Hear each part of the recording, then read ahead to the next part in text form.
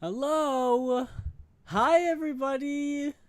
How are we all doing today on this lovely Tuesday evening? I can show off my new badge! Sea Dog Cyclethon 5! Amazing! That's exciting. How's everybody doing tonight? I hope we're all doing very well.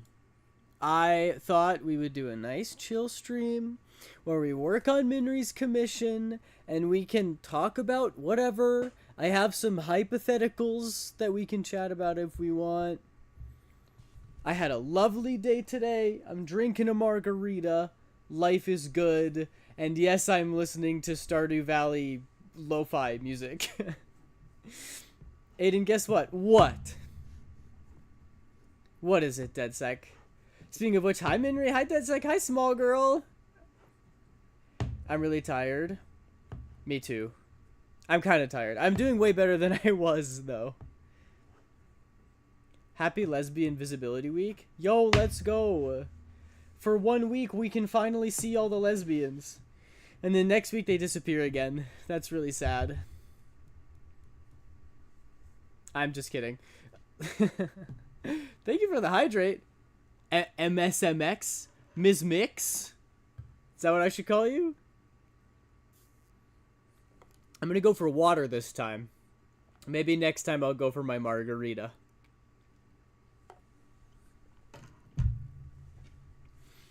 Yes, I had a lovely day. I got a little bit of work done in the morning. I actually got to, sleep well last night. So, I'm slowly recovering from last weekend. I got a little bit of this commission worked on.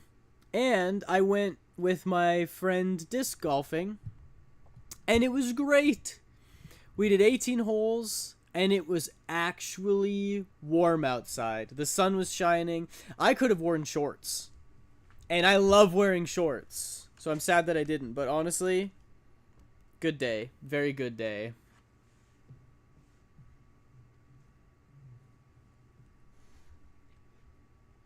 Why are all the trans people and lesbians always invisible except for those days? I don't know. It's not fair.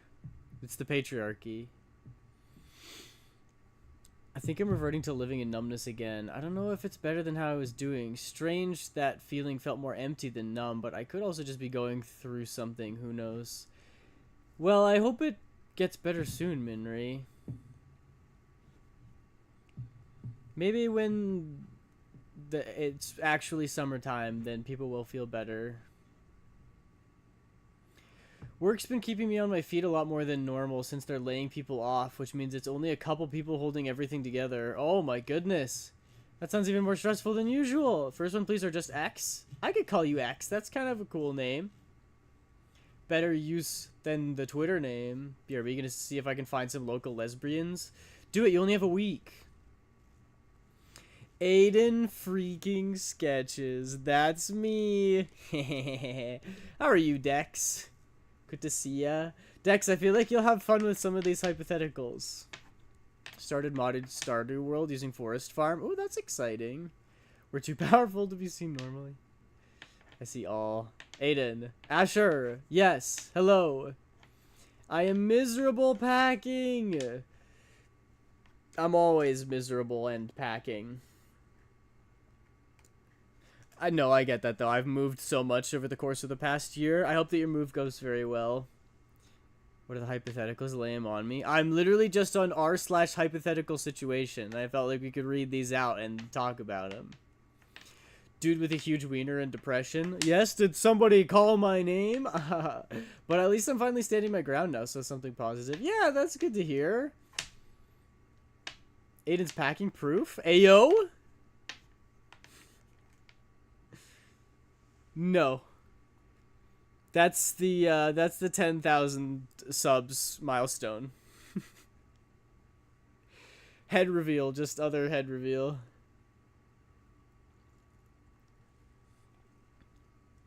It's individual letters, I mean. If you thought it was like the title Miss MX, I keep getting that and I'm a cishet man. That's really funny.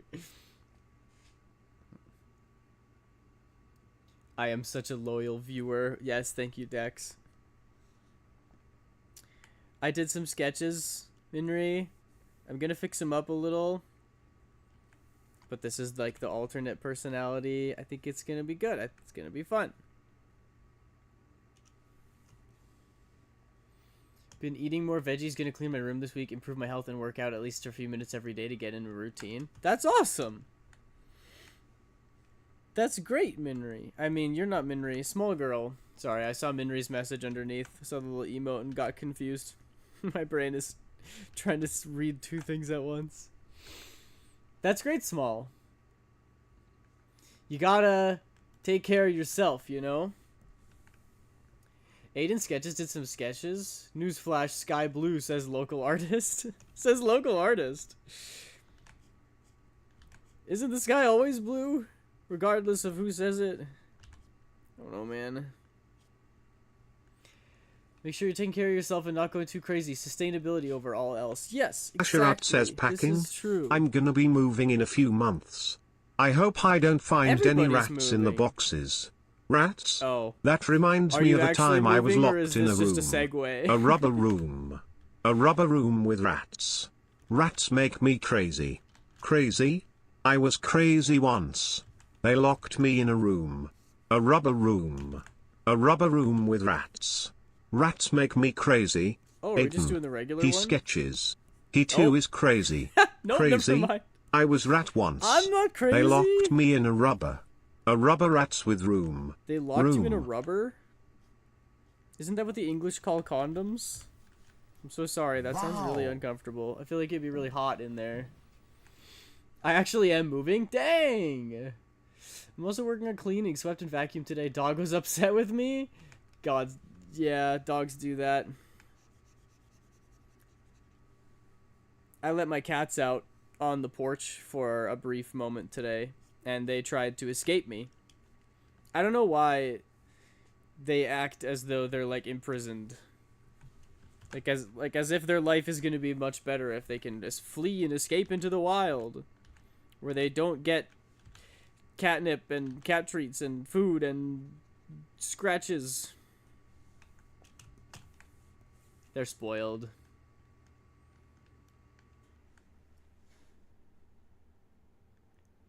Finally taking care of my mental health and physical health. That's good, Small. Keep it up. Like Dex said, sustainability over everything. Oh, my dog. My dog loves the vacuum. Really?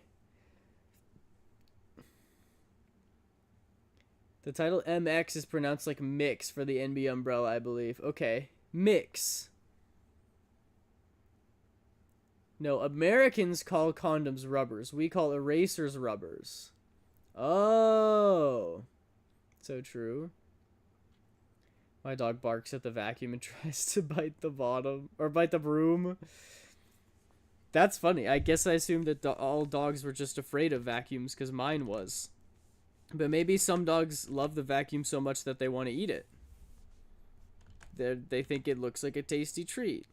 Dogs are so stupid. I love them.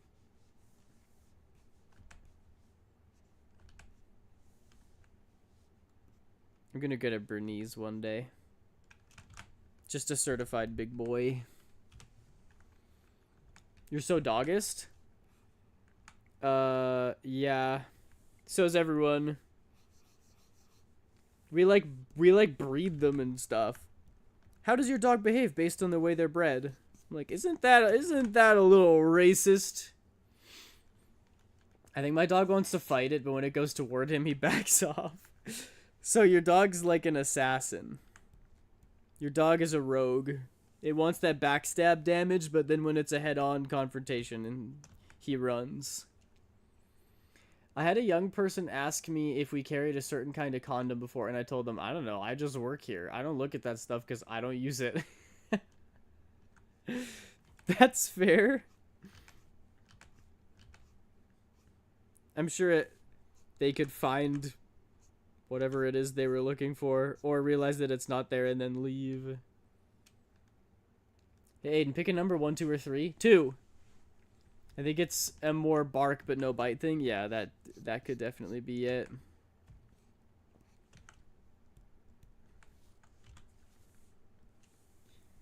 Not the crunches.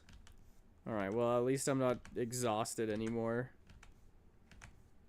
As a matter of fact, I had a good day. So, maybe some crunches are acceptable. Maybe I'd be amenable to some crunches. Also, you guys know what I really want to do? I want to go ghost hunting. I think it would be really fun. And push-ups? Okay, now you're just being rude. How dare you? You know what I should do? I should change the redeem to... Instead of having 3 different redeems, I should have one redeem that's just like exercise. And then you can type what exercise you want me to do. And then I'll do it. I guess that wouldn't... Ow. I guess that wouldn't really work. Because... I'd have to decide on an amount. And if you said, like, plank, how do you do 10 plank? You have to hold it for a certain amount of time, right? And if I ask you guys to tell me the time, you're going to say plank for 500 hours. And then if I get to decide on the time, I'm going to plank for, like, 10 seconds. Because it would be boring otherwise. And then you guys are going to say it's not enough. So actually, maybe I shouldn't do that. Hi, Shay. Welcome in. Hi, Faust. Good to see ya, both. How are you doing? I have to go do crunches and then push-ups right now. So, ow, I exploded. I guess I'll be back in a while. Because I need to go do these exercises. Okay. Crunches first. This should be easy money. 1, 2. I am wearing a big fleece right now. And it's kind of hard to do crunches in it because it's very poofy, but it's also warm, which I like because I live in the basement. So, 1 more. Okay. And then I have to do push-ups immediately after. So, oh boy, I stood up too fast. Hang on. I'm seeing stars. Okay, we're back. We're so back. Push-up time. 1, 2, 3, 4, 5, 6, 7. This requires a lot of very fast breathing. 8, 9, 10. Whew. Suck on that. Dig on this.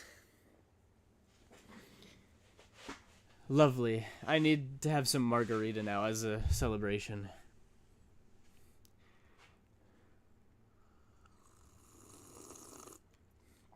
But what if you get possessed? Do you believe in ghosts or play in / for fun? We have a wide variety of ghost believers and non-believers in the chat. And then squats? Who did squats? Oh, you did, False. Oh. Haha, Aiden, you're so slow at drawing. You never get any drawing done. Anyway, take a 15-minute break from drawing to do all of these exercises.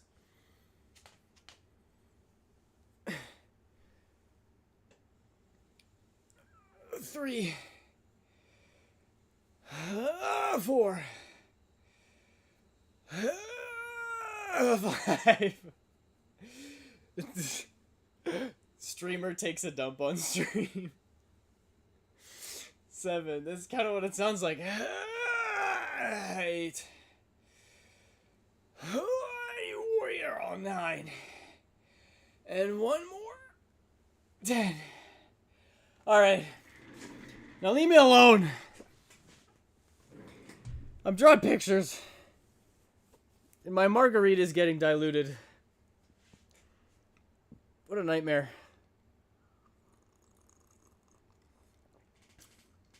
Ah, that's better. I mixed it myself. I'm wearing a shark hoodie. That's awesome. Aiden, you're less cool than you think? Probably. I don't think I'm that cool, though. Check Discord when you get a chance. little cheeky little screenshot there. Love it. Throw your points to fate. Join the prediction. Will I get raided today? You never know. Do you have a VR chat model or otherwise 3D model? I've seen people overlay their character on the desktop, but then again, I don't know how they do the art exactly. I made it all myself. I drew the whole thing in Clip Studio Paint, and I imported it to Live 2D, and I spent over a month rigging it so that I could look like this. And that's disgusting. And so that I could do this. Bah. Yup. That's me. Ha ha ha, Aiden, you're so bad at exercising. You keep taking breaths to sketch. Oh, you taking breaks. You keep taking breaks to sketch. I see.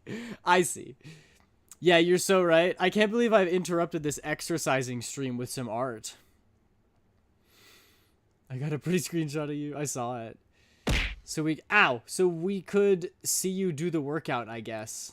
That's probably not gonna happen. I have to use an iPhone for tracking. I'd have to unplug it and then like put it underneath me when I'm doing push-ups. And all you would see is my face moving around like regular. Lost in the redeem wall, but hydrate and stretch. Okay. Thank you, Minri, for staying on top of that. I will hydrate and stretch. Glitch, hi! Welcome in. Hydrate.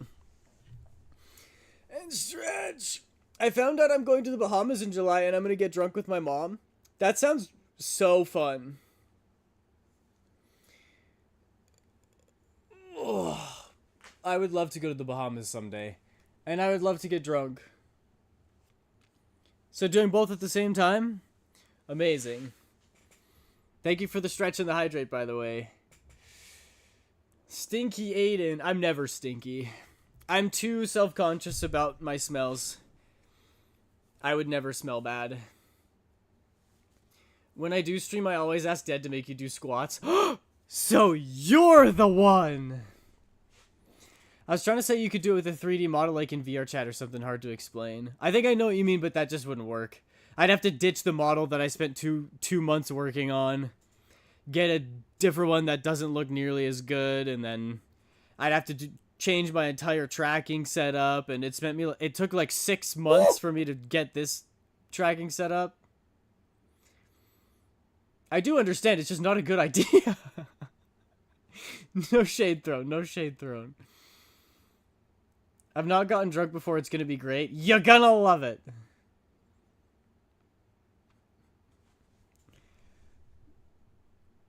I'm going to Japan in late June, early July. Also with my mom. Why are you guys going to fun places with your mom? Can I come?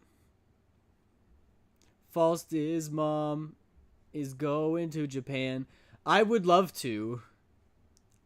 I've been meaning to make a Japan trip for next year. Because I want to do something with my life.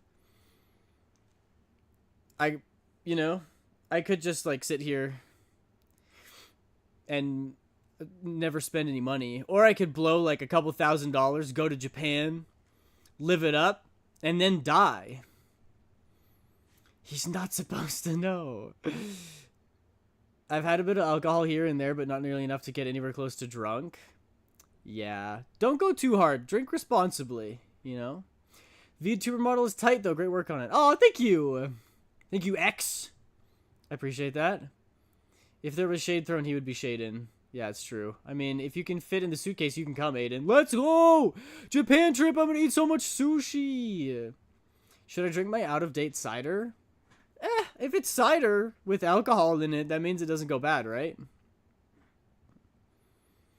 I've never wanted to get more drunk than I have in these past 2 months. I need a break from work in general and lots of self-care. Again, drinking can be like a fun hobby, but take care of yourselves. If you're drinking so that you don't have to feel anything, then that's, I worry.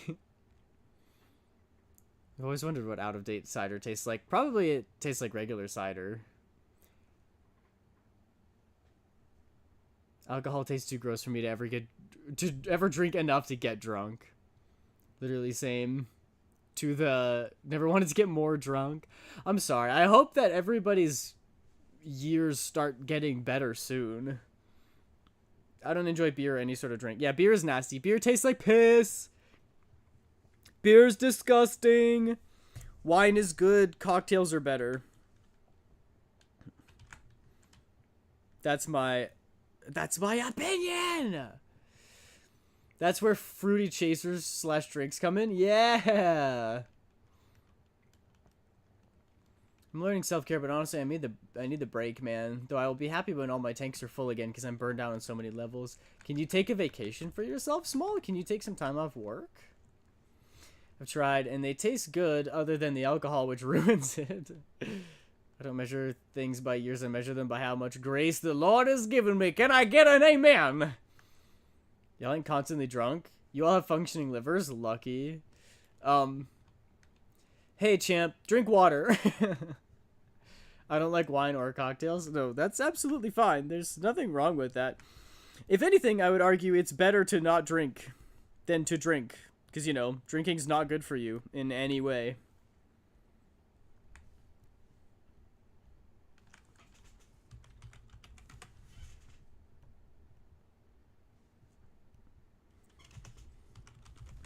It can be fun, but it's not healthy.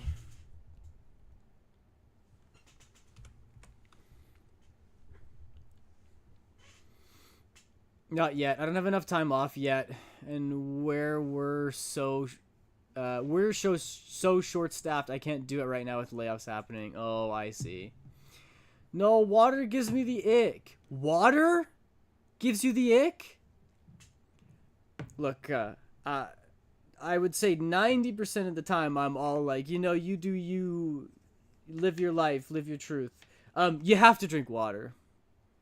If it gives you the ick, it's genuinely one of those things where it's like, too bad, so sad. Cry me a river of the water that you drank. Y'all heard him, time to get dehydrated. What? No, time to get hydrated. I said drink water. My June, July, August tends to not be so great ever since 2024. Long story, but I'll get through it. Oh, well, I hope that this trip to the Bahamas is super fun for you. The only sister I have is Smirnoff. Never been enamored by the drinking culture of the French, and I'm too autistic to care. Honestly, and you're better off for it. I love water. I've been doing better at staying hydrated. That's good. That's good. Water? I hardly know her. You said drinking is bad for you and we shouldn't drink. Oh, I get it. Yeah, water's canceled. No more water. They're getting rid of water. It's banned now. Flavored water, maybe? Y'all probably joking, but I'm low-key worried for y'all. Nah, we're just messing around. And if they don't want to drink water, what am I gonna do? I only have the power of propaganda. I'm like a mind virus. I can't actually make them do anything. Monster and booze. I don't like the feeling of dehydration. I had a really bad experience with it when I was younger that left me scarred, maybe. So now I keep it up as much as I can. That's good. Drink water. Water is so good for you. I can't even begin to explain how good water is for your body. Honestly, I probably live off of flavored water. There's nothing wrong with that. I love a good flavored water. I don't love a bad flavored water, but I tend to not really like bad things. I don't know, just a little quirk of my personality, I guess. I'm just cute like that. I enjoy things that are good, and typically if something's bad, I won't enjoy it as much. Also, burb. Be really brazen. Flavored water during the day, regular water at night. Regular water does hit different when you wake up at 3 a.m. and you're, like, dying of thirst. But then it makes me paranoid that I'm gonna pee the bed. I like, wake up early in the wee hours of the morning and then chug an entire 4-liter water bottle. And then I'm like, am I gonna piss myself? Possibly.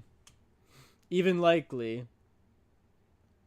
These liberals, oh sorry, I should do an accent for this.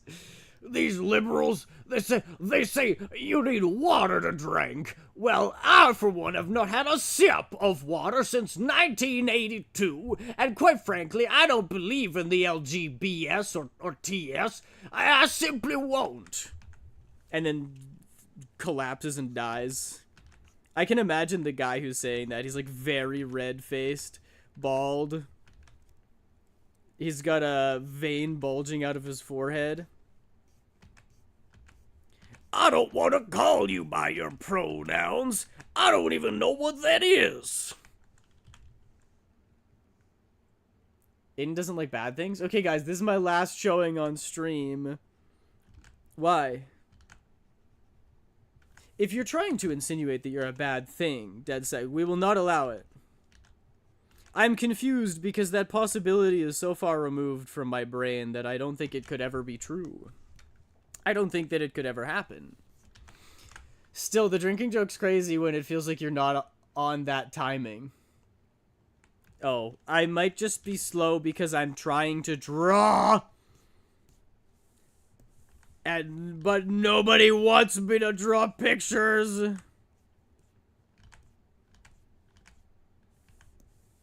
I'm just kidding. We're here to have fun.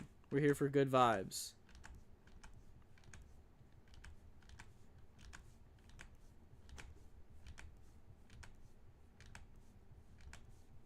And also, there's a delay.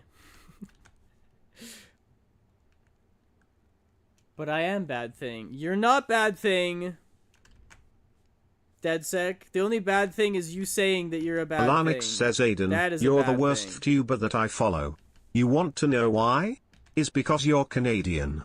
Not just any Canadian, you're Saskatchewan. I can't stand it. Come join the dark side. Where you have to pay for healthcare because free healthcare is socialism. Hack. Nah, I'm gonna stick with revoking my American citizenship. Thanks so much for the offer, though. I appreciate you. Also, welcome in, Alanix. You're the worst VTuber I watch gives the same energy as that. You are, without a doubt, the worst pirate I have ever heard of. So you have heard of me.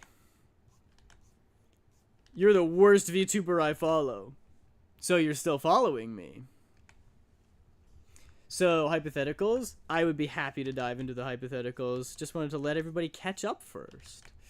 By the way, I went to Vancouver, BC last Thursday to get my French passport BS sorted out. And was Vancouver lovely and warm and lush and green?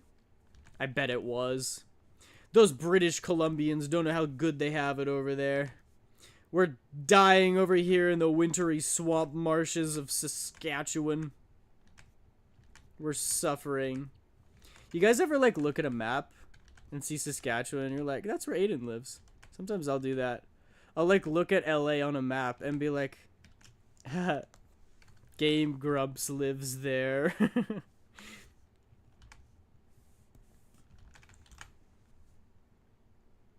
I don't follow you, though. You just said that you did. Even if you unfollowed, it still means you're a liar. Wow. What a surprise. Alan Extreme Element says otherwise. Oh, get owned! Whoa, I got a notification on my phone. Alanix is now following you on Twitch. Hey, Aiden Sketches, you have a new follower. Alanix, view their profile or click on this link. I'm gonna have to check that out later. Liar, liar, plants for hire. I usually virtually see no difference between Americans and Canadians, but when y'all pronounce a word wrong out of nowhere. Wrong? I'm sorry, did you say wrong? What do you mean by wrong? How are we saying words wrong? If you mean by that we say it differently, then yes, that's true, because we tend to say things the correct way, and actually you guys are saying it wrong. A boot? No Canadian has ever said it like that. That's fake news. That's propaganda, and you've fallen for it. To be fair, being American ain't much better. No, I know. I'm kidding. I'm kidding. It's all jokes. It's all jokes. Much love. Color. You do know that the word was originally spelled with a U, right? Everybody agreed that it was C-O-L-O-U-R. and it was fine, and the world was unanimous, and there was harmony on the planet, and then the Americans said, we want to be different. That's too many letters for that word. We're going to take the U out of it. And then now I have to deal with 2 different Google Docs languages giving me red squiggles underneath my words. Because I have to either be from the UK or from America. I can't just be Canadian. And I can't just pick one because one of you guys spells something wrong half of the time.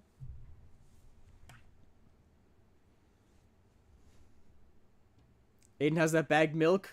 That's also fake news. We don't have bagged milk. America are simple creatures. I am also just kidding. Yeah, different 100%. But for the sake of the bit, I do mean wrong. Yay, there you go. You're getting it. Color is objectively the worst way to spell it. Alanix, I 100% guarantee that if you were born in the UK or Canada, you would agree that it's better. And if I was born in the States, I would say that it looks dumb with a U. It is literally just that we happen to be born where we're born.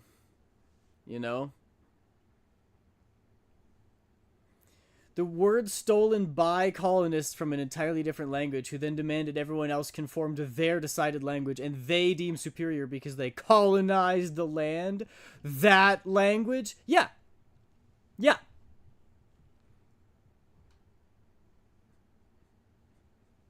That's the one. You got it. The occasional check instead of check two? Yeah, because those were the actual words. It used to be check and donut, and this is a fun one, catsup. And you guys were like, I don't know what that word is. I'm gonna spell it the other way. And I don't know what this is. I'm gonna spell it this way, and I don't know what this is. I'm gonna spell it ketchup, because that's how you say it. No nuance. Shame. For shame. No nuance to any of you. You take fun, fancy words that we dressed up. They've been that way for forever. They were perfectly fine. And you said, you know what? We're gonna dumbify it. Aiden, say pasta. Pasta. Pasta. Paste. Color is pretty. I like it. English spells things horribly all the time, though? Yes. Definitely not English biased. Oh, okay. Thank you for clarifying. Anytime. If you want to know more about colonization, don't talk to me, because you probably want to know about American colonization, and I know next to nothing about that, except that, like, apparently the first Thanksgiving was like, oh, look, we're here to trade you corn. And everything was great. And I'm like, ain't no way. Ain't no way. I guarantee that when the colonists got to the States, they brought disease and killed everyone. Because that's what we did. We were all stinky and smelly and gross and filled with disease. And we're like, hey, look at this land that is inhabited by people with an exquisite culture. This is ours now. And we're going to be so stinky that everyone dies. And that's the history of my people. Except that actually my ancestors stayed in Britain until, like, only a couple hundred years ago. Like the 1800s. And then they came over here and made hay houses in the winter snow. I used to see donut more interchangeably, though, to be honest. Right? Ah! I know. I miss the long, fun, fancy words. Thank you for the lurk, Faust. Okay, you say it right. I have a Canadian friend who says pasta weird. Pasty. Pasty. Posty. All about Canadian accents? Yeah, it's propaganda. It's lies. People don't know that I'm Canadian until I tell them. And they're like, well, you don't sound Canadian. I'm like, how dare you? My culture is not a joke. I'm just kidding. I don't really care.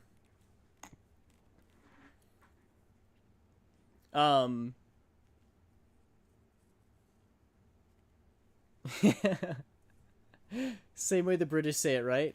How do the British say it? Pasta. Pasta. Do they say pasta? Pasta. A propaganda.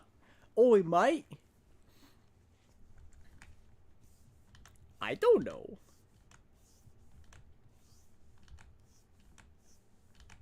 No, I am fully joking. However, I think pasta like past and future. Oh, okay, I see. Not like pasta. The reason I think that I like to dunk on that so much is because it's not, I'm not like, oh, haha, you're American, I'm gonna make fun of you. It's more just like, in actuality, like, language is malleable and every word is made up and language changes all the time and it really doesn't matter and, like, who cares, right? We all understand this. But then every once in a while you get the person who genuinely thinks that they're like, no, color is actually the better way to spell it without a U. And I'm like, brother, it doesn't matter.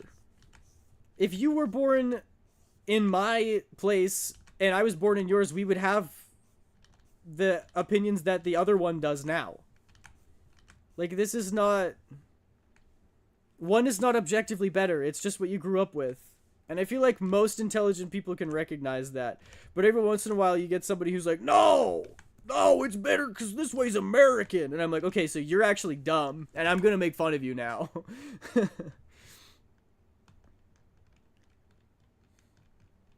Tomato, like tomato. Canada isn't real. They're just Australians that are paid actors. Dead sec. Don't tell them yet. We're waiting until 2030 to make the big announcement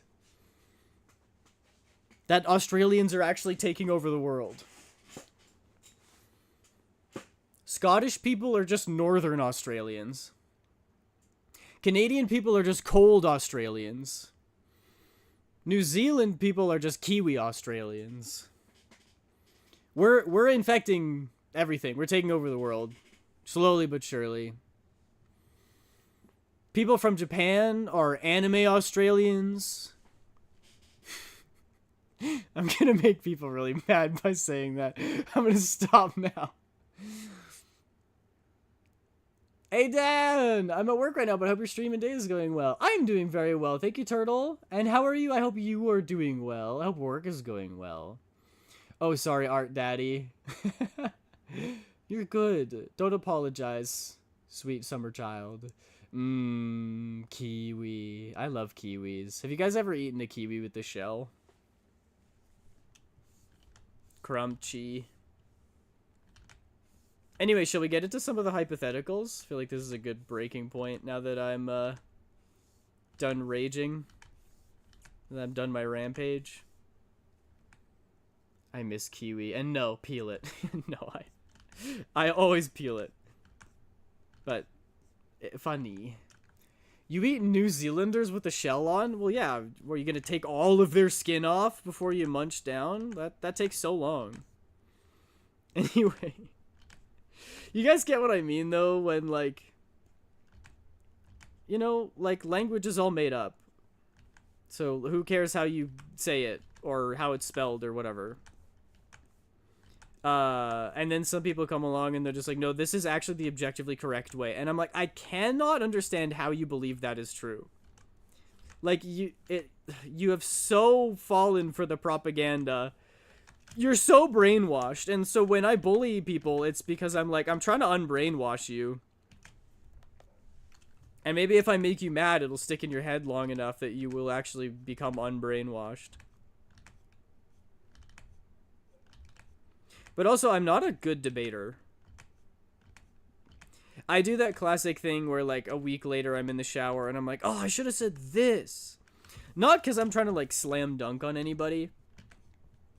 More just because I understand my point intrinsically, but I have a very hard time articulating it. I'm not the kind of person who's like, I'm not the kind of person who is so logical that I'm like, yes. I can list all the citations in my mind of why I believe this one thing. It's like, no, I just have experiences throughout life that reinforce a belief. And then I have to try to defend those by coming up with like examples, and sometimes I don't do a good job at that.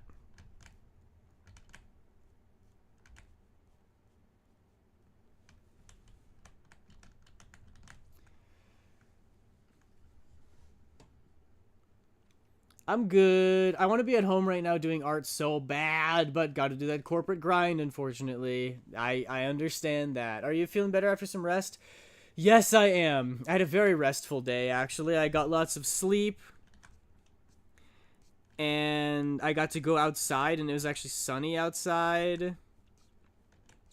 And I got to play some disc golf. I got to eat some good food. I got to take my cats out. And now I'm drawing pictures and having a margarita. So, it's a good night. I had margarita mix, and trying to drink that regular was very tart and rich. So I mixed it with a lemon San Pellegrino along with lime, ice, and blue curacao, and it's very delicious. Nom, nom, nom, nom, nom. The only hill I quote-unquote die on when it comes to geographic measurements is Fahrenheit over Celsius. Whoa! It's crazy how wrong you are about that. I want to eat Aiden. Ayo? I don't actually think that I'd be a good cannibalism candidate. I think if I were like stranded on a desert island with people, I'd probably be the last person anybody wants to eat. I'm mostly bone. That would be like getting chicken nuggets, but the nuggets are like 90% bone. There's a tiny bit of meat on it. It probably isn't like good, well-developed meat either. It's probably just like just really sinewy. I think I would be gross to eat. You don't want to eat me. They don't know that this is just secretly my pitch so that I don't get eaten when out in the wild.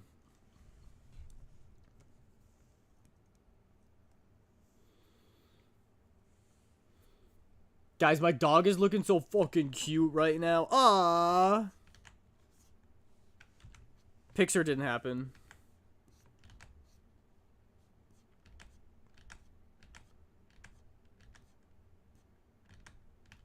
I just kidding. I just want to see pictures of your dog. Lucky it's so cold where I'm at. Yeah, it has been very cold here, and we had a blizzard like 2 days ago. But that's Canadian weather for you. We had a literal snowstorm 2 days ago, and now it's like 20 degrees outside. Gorgeous, beautiful.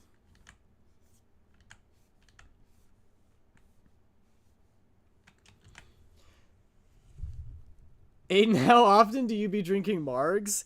This is the second one that I've had in like many years. We just bought margarita mix, so I had one last night, and then I had another one. I'm having another one tonight. Because it's right there. And I had a taco for supper, and it's like, am I going to have a taco without a margarita? No, that would be crazy. That would be offensive. I could do no such thing.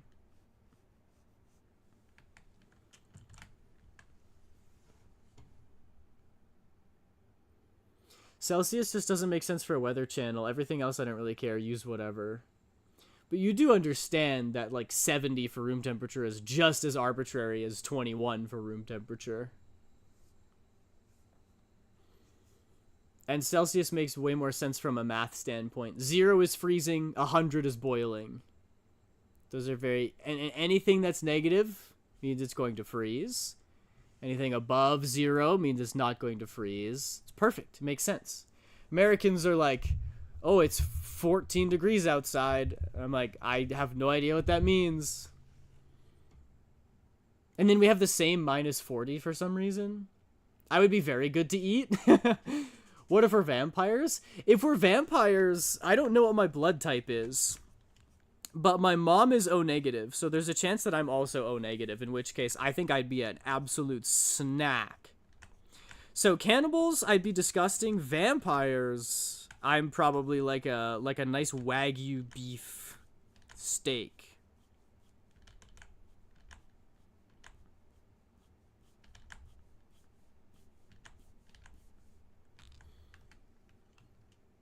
Aiden's all stringy. No muscle, no juice. Well, maybe some juice. Oh, yeah. No, I'm like a Kool-Aid jammer. You stick me with a straw and I'll just like pop, filled with juice. I am a juicy boy.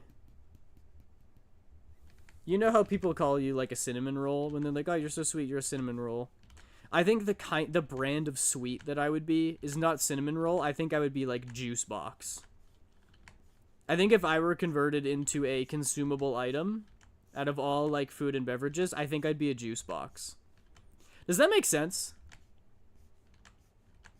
I think I give juice box vibes.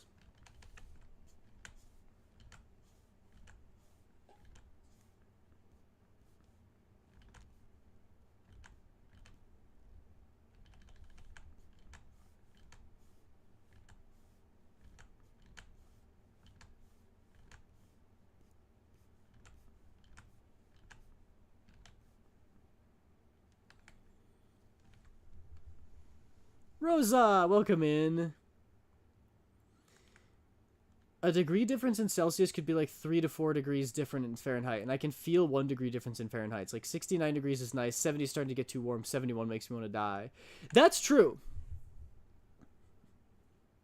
You do have a point there.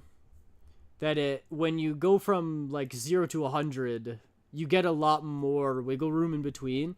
I think for me, I just like never really notice. Like 21, 22 feels the same to me. I don't notice a like 1 degree difference. But if you do, then I'm sure that would work better.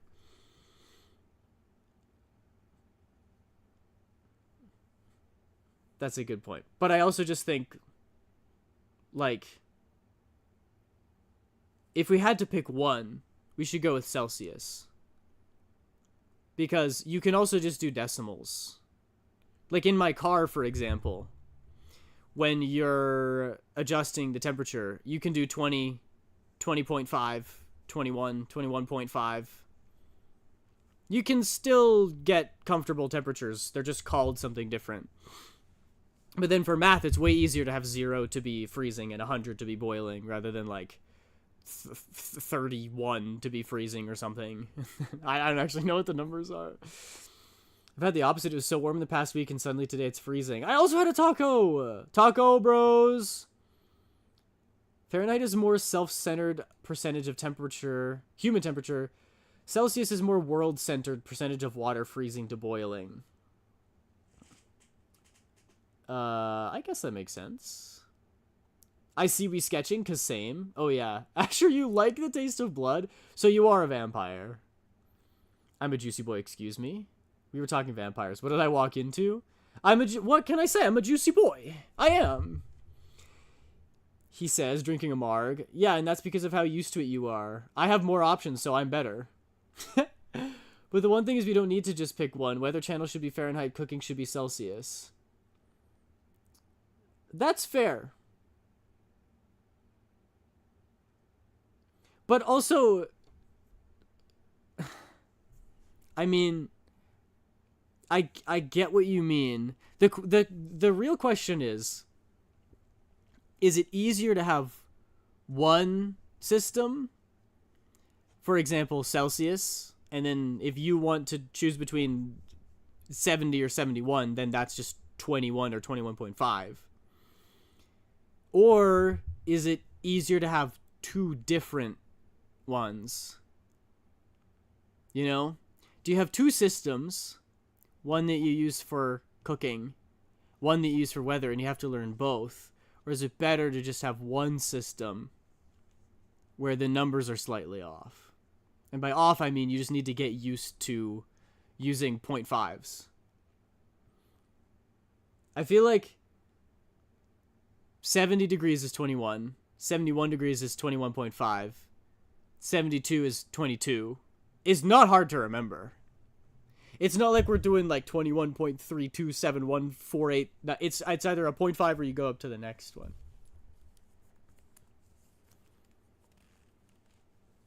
We're just not going to do cooking with Fahrenheit. That's where I draw the line.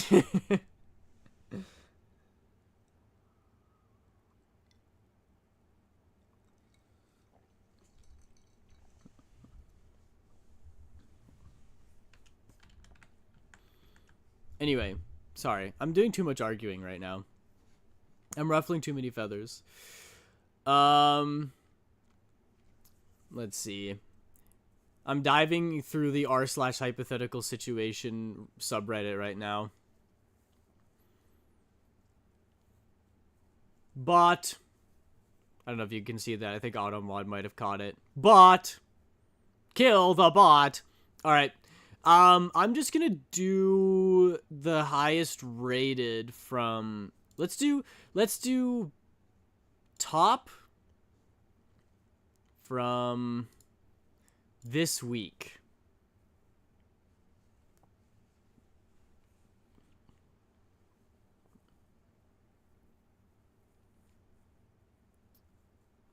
Some of these seem really easy. Okay, this is the top hypothetical from this last week. $2 million paid to you, but you must read 300 pages of a book every day for 5 years. That's the title.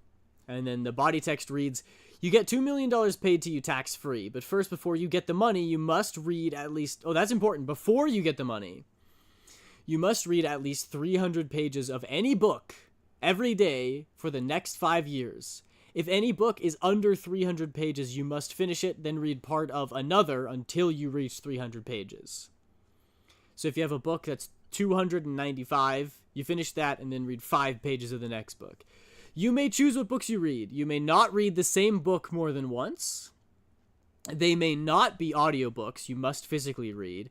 You will be quizzed on each book. A 10-question multiple-choice quiz after you finish reading it. The quiz will ensure that you've paid close attention to what you read. You may only get one answer wrong on each quiz, 9 out of 10. If you fail a quiz, the deal is off and you get nothing. You get no special allowance paid to you during this 5-year period, so you must find a way to keep earning money and pay the bills whilst managing to read 300 pages a day. You do, however, get a free pizza and a chocolate cake delivered to your property every Friday evening to keep you motivated. That's a funny detail they threw in there. At the end of the 5 years, provided you did all the reading and passed all the quizzes, you get the $2 million. Do you take the deal? What's your strategy? Interesting. So the thing that worries me is that you have to do this for 5 years, and if you get more than one question wrong on a multiple choice, the deal is off, and you get nothing. So you could be 4.5 years in, and you're reading a book, and on the multiple quiz question, there's just something that pops up that you happen to not pay attention to, and you get 2 things wrong. You just wasted 4.5 years, and you're not getting a cent.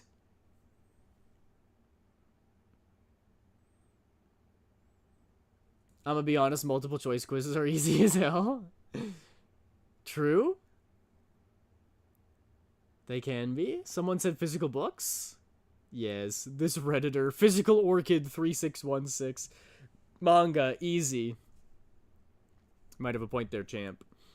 I don't got the attention span for that. I loved reading mystery books when I was younger, but I get so unfocused if I'm not lost in the plot.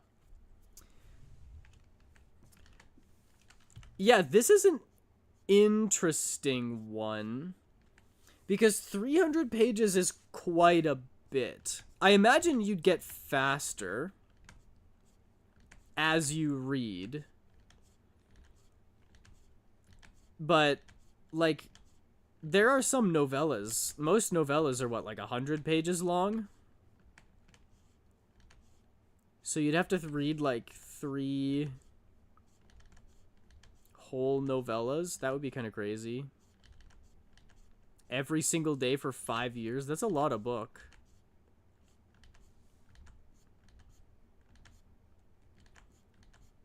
That being said, I think I would still take it. Maybe I'd pivot my YouTube channel to be all about the books that I'm reading. Maybe I'd change it to a book club. And then, I've always wanted to read more anyway, so it would be good motivation.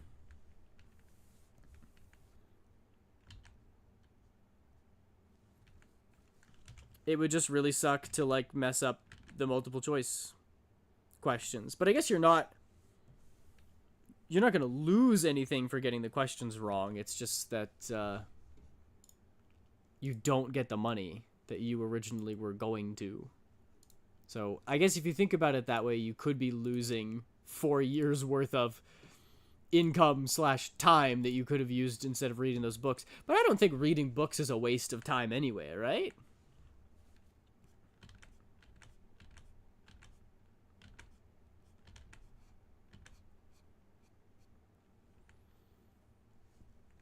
Read novels, they're fun. Yeah, that's true.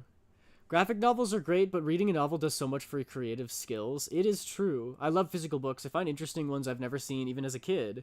I found out about Fablehaven like months ago. Oh, what's that? Book club!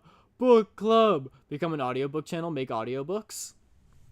I've actually thought about making another channel where I narrate, like, horror stories from Reddit or something. Or even not necessarily horror stories, just, like, just regular stories. What happens a lot is you get a story that's popular, and then all of the audiobook channels cover the same story.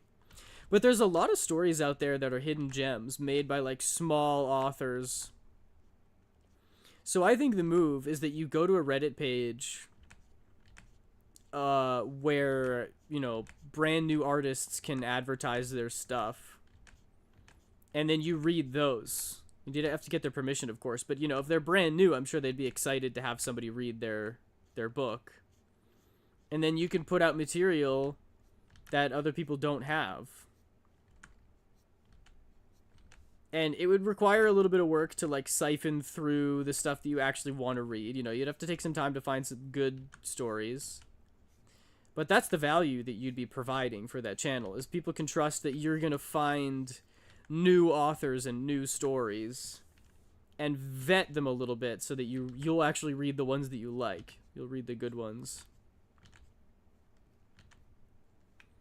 And I've also thought about making a webcomic. I've been on and off about making a webcomic for years now. There was a whole summer where I tried to make one, and I worked really, really hard on it, and I finished the whole story, I finished all the dialogue and everything, and then I got about a third of the way through drawing it. And then I was just like, this is really bad.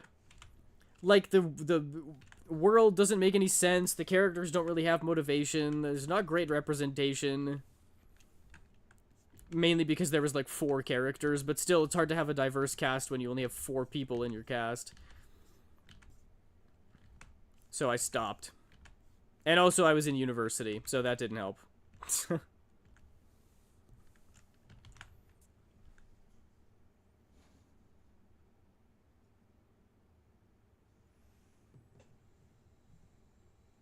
But I thought it would be cool to make a webcomic and then, like, narrate some of the scenes and then post them to the YouTube channel.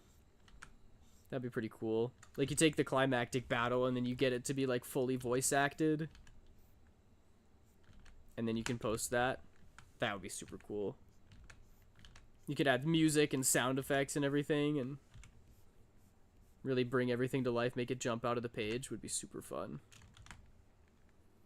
I go to Goodwill just for books sometimes. It's actually, thrift stores are a great place to pick up books. I think we should turn your stream into a book club. I would try it. I honestly would. I need to read more anyway. Pause Naruto for you? James, you're a legend. Thank you.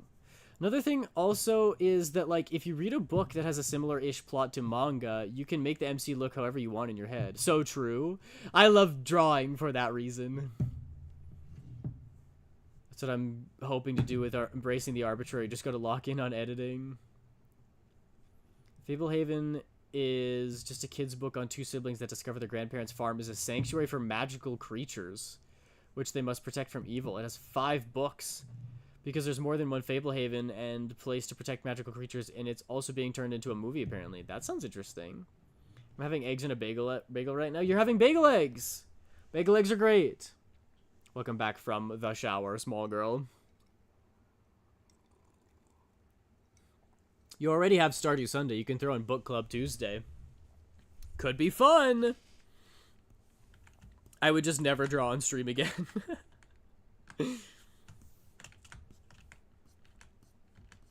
Fridays could be drawing days. You know what I have been... You know what is good lately? What's good, brother? That I've been feeling is that I really want to just draw more. I've been feeling the hankering for more drawing. For multiple ways, like, you're always trying to improve, but lately I've been really into, like, trying to actively get better. Over the course of my art journey, I've taken lots of days where I'll do a study, or I'll do a practice, or, I'll do, like, a hyper-realistic reference drawing or something. And those are all well and good, but I'd say most of my practice is just drawing what I want and doing a lot of it so that I can, like, slowly improve. Which does kind of work, but at the same time, there are drawing exercises that I think I would benefit from doing. And one of them is the iterative drawing process, which is like, okay, I really want to learn how to draw a face. Like, I want to get back to the fundamentals so my faces look amazing, like, every time. Because I know last stream, I was doing some sketches and really unhappy with how they were looking. And I'm like, I need to just practice faces for months to the point where I'm incapable of sketching a face that I don't like. Like, it's just so second nature that it's always good. And the iterative process is just like, I think the most important thing, honestly, is finding a reference that you like and then studying it. So for me, it's like, I have a bunch of references saved on Pinterest. I find stuff online and I, like, save it to my photos. And even, like, I really like the style of Zenless Zone Zero, so I want to, like, emulate that. So I take pins where I'm like, I really like how they did the face shape here. And what I do is I look at it, and then I try to draw that without any reference. Like, I look at the reference, I analyze it, and then I close it and try to draw it. Then I open it back up and compare, and I'm like, okay, what did I get wrong? What did I do right?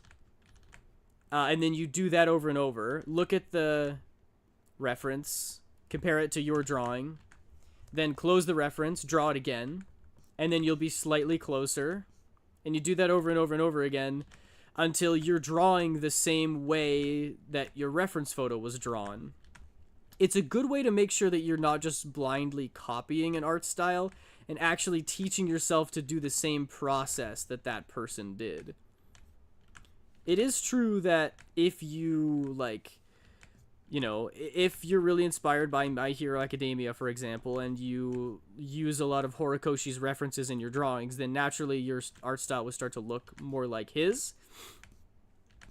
But it's better to learn it yourself through trial and error so that you remember consciously and subconsciously next time you're trying to do it, like, how it looks and why it looks that way, as opposed to just trying to copy it. So I'm trying to do more iterative drawing. But then also just, like, I have the urge to make more fan art these days. And I really want to, like, finish my Maiden redesign. I want to work on my D&D character some more, Atticus, because I don't like his design yet, and I want to get that finalized. And, like, my 2.0 model, where I'm, like, the elemental blacksmith. I want to do some work on that, too. So, it's exciting.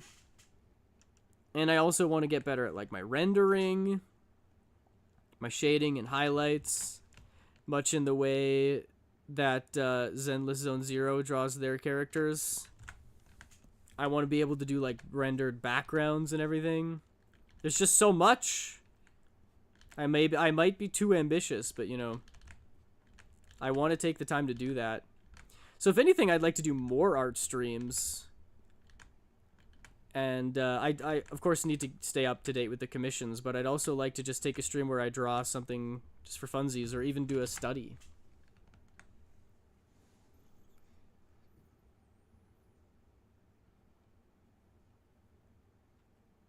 Aiden sketched.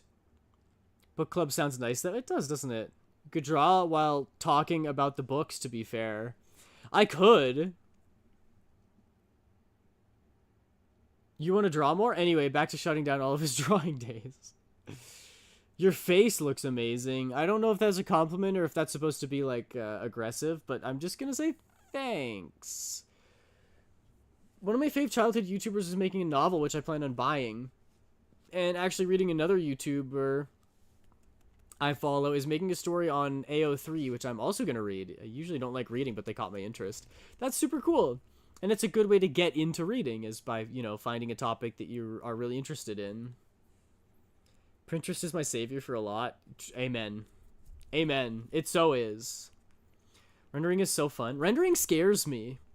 Although I did a tutorial on, like, how to render hair, and it helped so much. I actually need to go back and review that to make sure I'm still following the steps correctly, because I'm sort of doing an iterative drawing with that even, which is that, like, the first couple times I rendered hair, I followed the tutorial, and then I started doing it on my own and being like, okay, I think it's this, and then I think you do this next. It'd be nice to go back and be like, oh, I've been forgetting to do this step, and so on and so forth.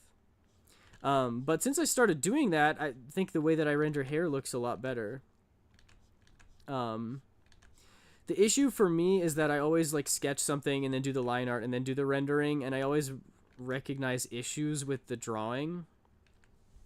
To a degree where it's actually not very helpful anymore. So I wonder if I should just take somebody else's drawing, you know, something that somebody puts up online for free to use for coloring practice, and just render that, so that I'm focusing exclusively on my rendering skills and not on my sketching skills. I feel like I could use some practice on rendering that doesn't involve sketching.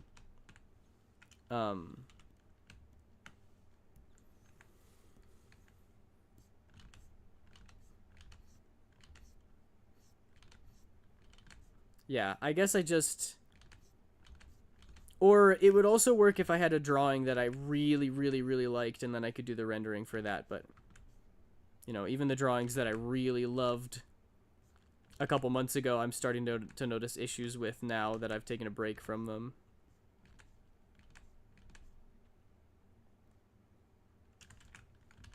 CDMR_James says, can we get back to the Aiden Reed's chat stream? Oh, who said that? I think it was Dex. You really don't want me to make any progress. Sorry, I'm interrupting this workout / Aiden Reed's chat stream by drawing things.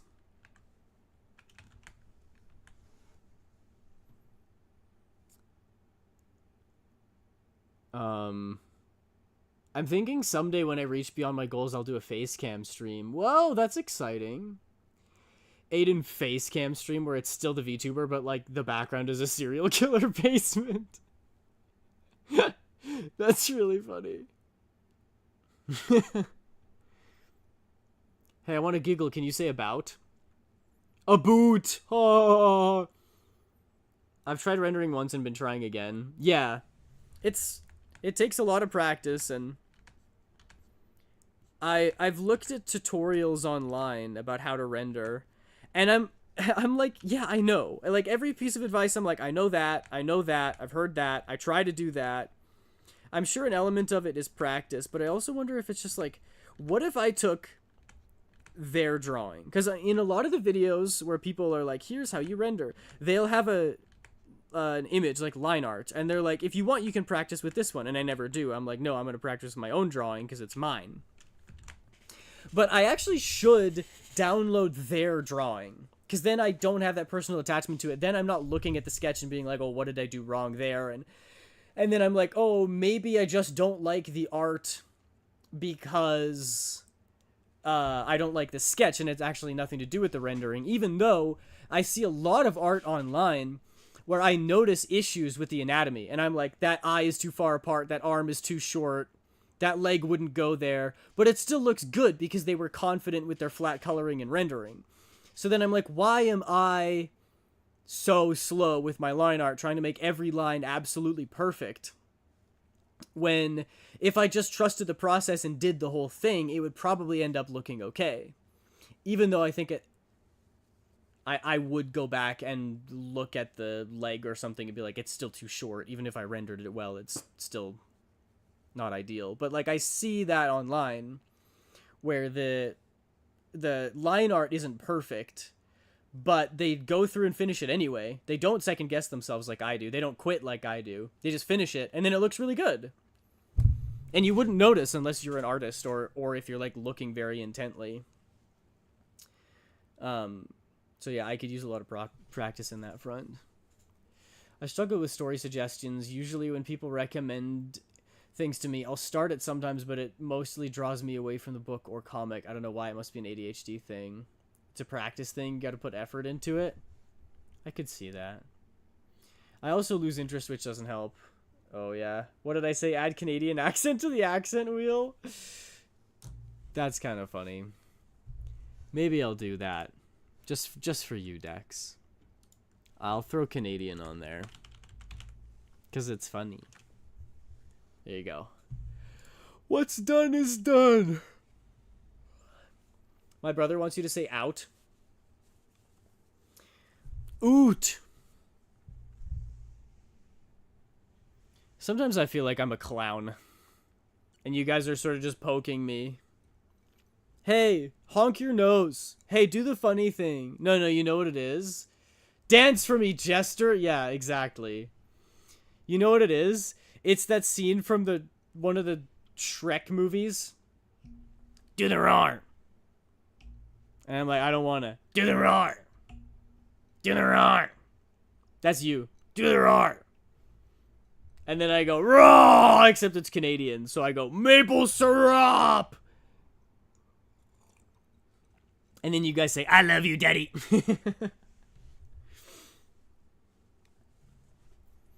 That's the transaction here.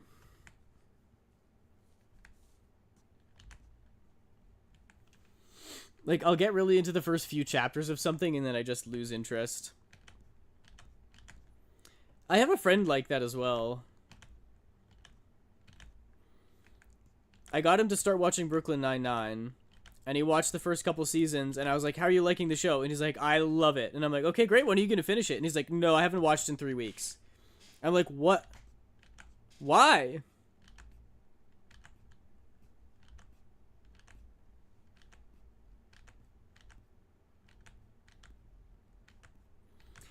I don't know what to say, because I've never experienced that, but, like, maybe it's not a bad thing. You know? Just hop on something new. And then if you get bored of that, then find something else. Brooklyn Nine-Nine! Nine-Nine! Love that show. I've been told I give Jake Peralta vibes. Which is funny because I did a PowerPoint presentation. PowerPoint night reference. PowerPoint night.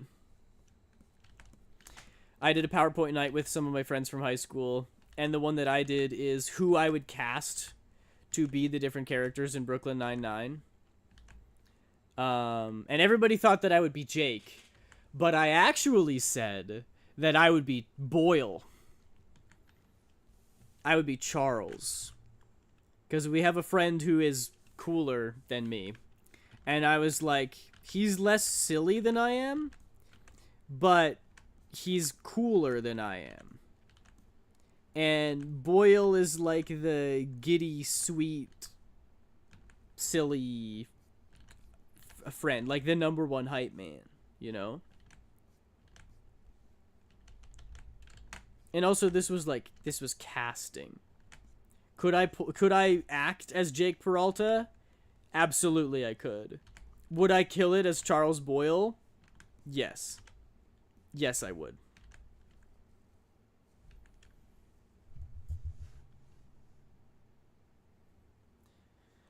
I will always give recommendations by a friend a good old-fashioned try, but I only really commit to stuff when I randomly see something and go, yeah, why not? And then it becomes my personality. That's really real, Dex. That's really real. I don't know what the phenomenon is called, but there's some phenomenon where if somebody tells you to do something, you don't want to do it. And I'm realizing more and more that I have that. It starts as like, oh, I'm going to go do the dishes. And then your parent walks in, hey, can you do the dishes? And you're like, well, no, I don't want to anymore. I feel that's so hard. But now it's to the point where people are like, play this game, watch this show, read this book. And I'm like, absolutely not.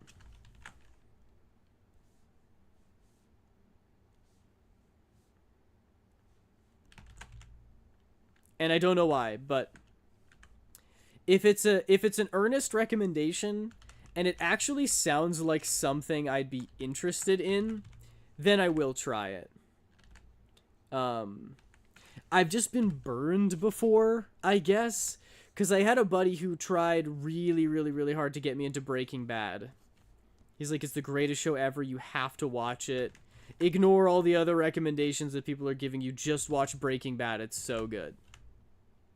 So then I was like, okay, fine, I'll give it a try. And I watched the whole damn thing, and I didn't like it. And then when I went back to that friend to be like, hey, so I watched that entire show that you recommended to me, now at least we can chat about it. And you can tell me all of your favorite spoilers, and you can tell me why you liked it and everything. And they were just like, oh, cool. And I was like, that's it? I watched the whole show for you. And you're just like, oh, nice. What? If I recommended this person watched Naruto, and they watched all of Naruto, I would sit them down and talk their ear off until they told me to stop. I don't understand how you can be like, you have to watch the show, it's the best show of all time, and then I actually go and do it, which rarely happens, and then they're like, oh, yeah, that's nice. Crazy. Insane behavior. Could not be me. And that's happened more times than once. Someone's like, watch this show. And I watch it, and I watch the whole freaking thing, even if I hate it, because I'm like, this is my friend, and maybe it gets good at the ending, you know, I'm gonna trust them, and then it sucks. And then I'm like, hey, do you want to at least talk about the show that we both watched? And then they're like, no. I'm like, okay, well, then I'm not doing this anymore. I'm gonna go watch more anime. I think part of it is because my parents would make me read a book during school time. I had to always read at least one, which probably made me not want to do it. Yeah, that's fair. My dad reminds me of Charles. That's funny.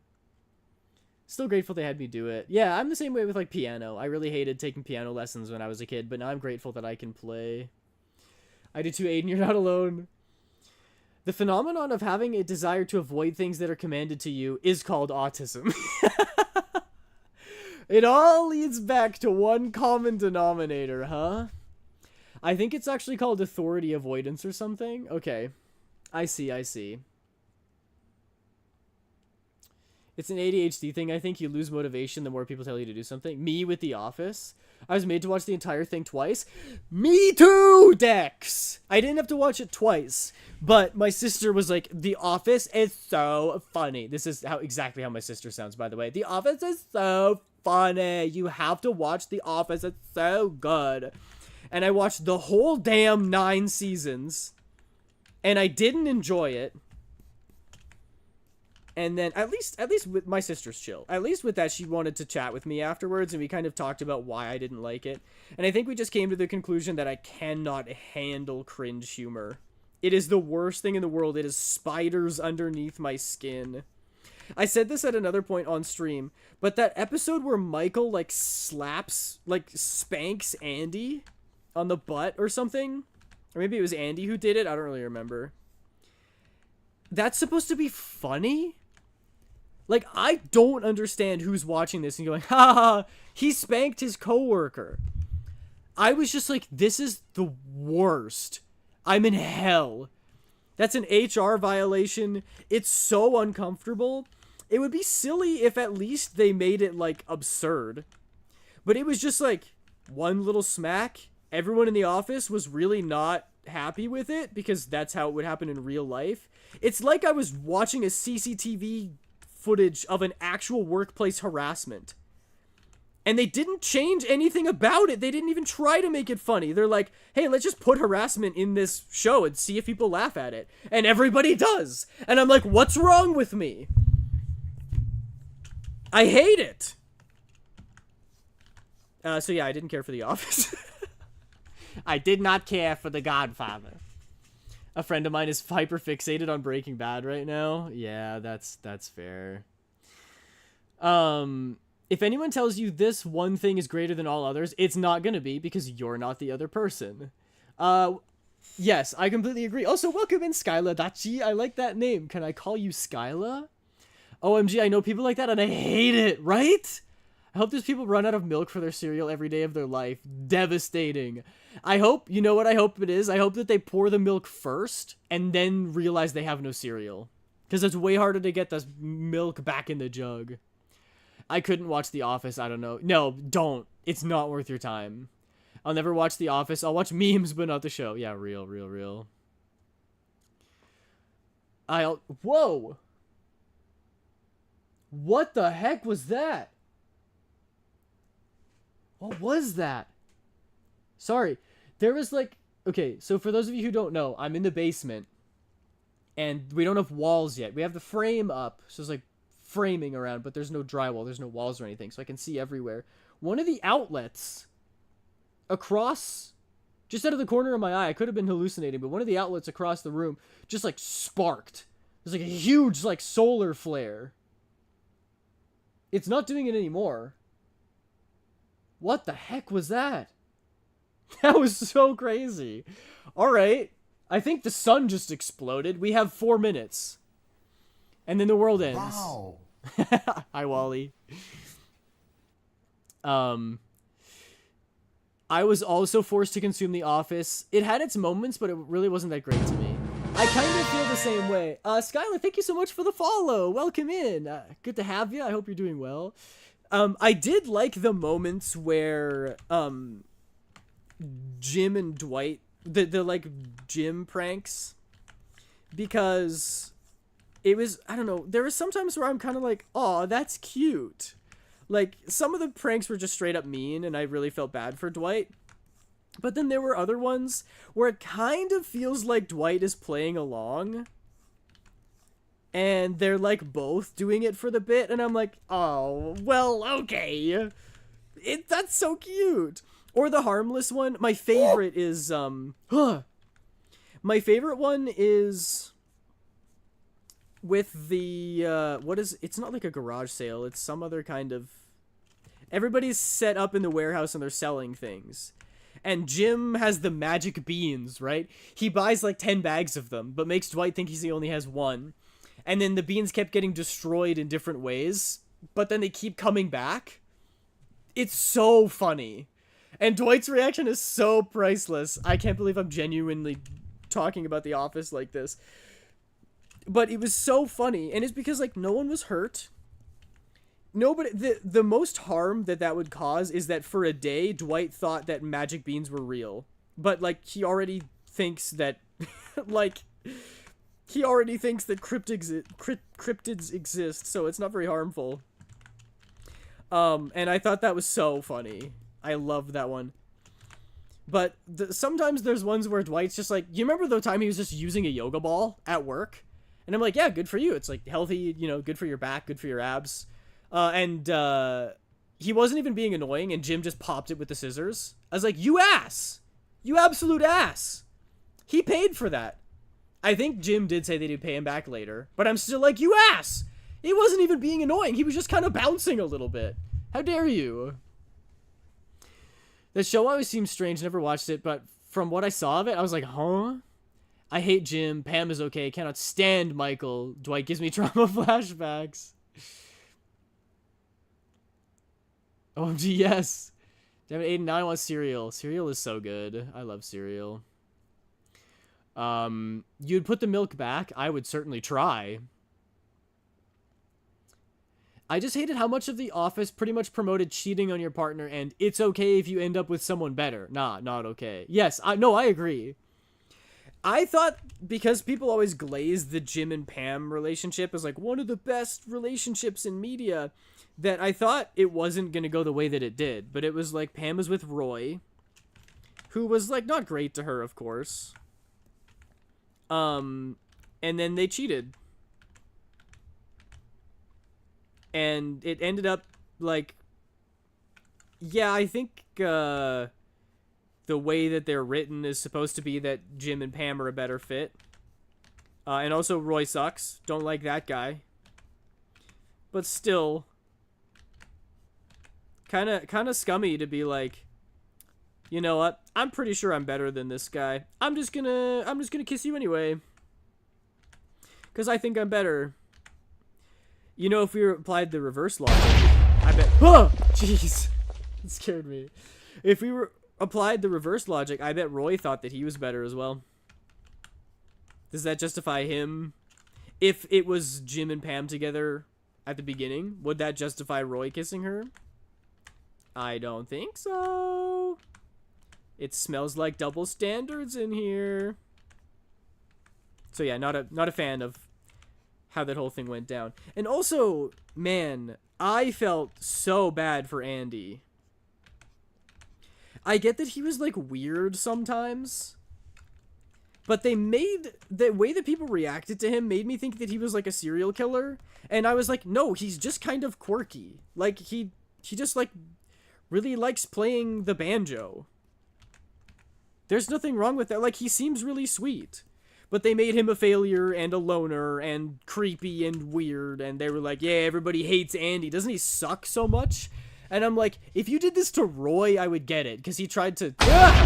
Because he tried to fight someone at their workplace, you know, which is not cool. But I don't know. Did Andy ever really do anything that bad? Besides being awkward? Maybe he did, and I just don't remember. I haven't seen that show in a long time.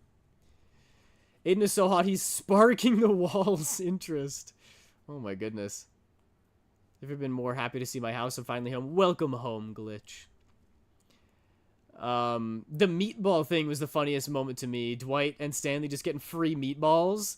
Or the pretzel episode where Stanley and Michael finally get along because they can go get pretzels together.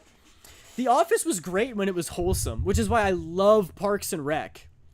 Because Parks and Rec is The Office, but it doesn't rely on cringe humor, and the characters are actually like good people. And the comedy isn't just, oh wow, look at this horrible thing this person did. That's what pranks are missing nowadays. No one getting hurt. I agree wholeheartedly.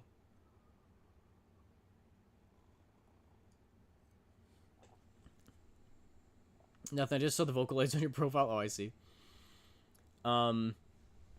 Probably still not okay because they weren't the only ones. Also, way more scummy was everything with Heck, whatever her name was. That was with Dwight and Andy. That whole thing was way worse. Oh, Angela? I don't remember what that was about. Looks like it's broken again. Oh, my tits are broken. Sorry about that. I'm gonna close it. Oh, she's thinking. I'm getting a loading bar. What the heck? That doesn't usually happen. And we're opening it back up. Alright. It's fixed.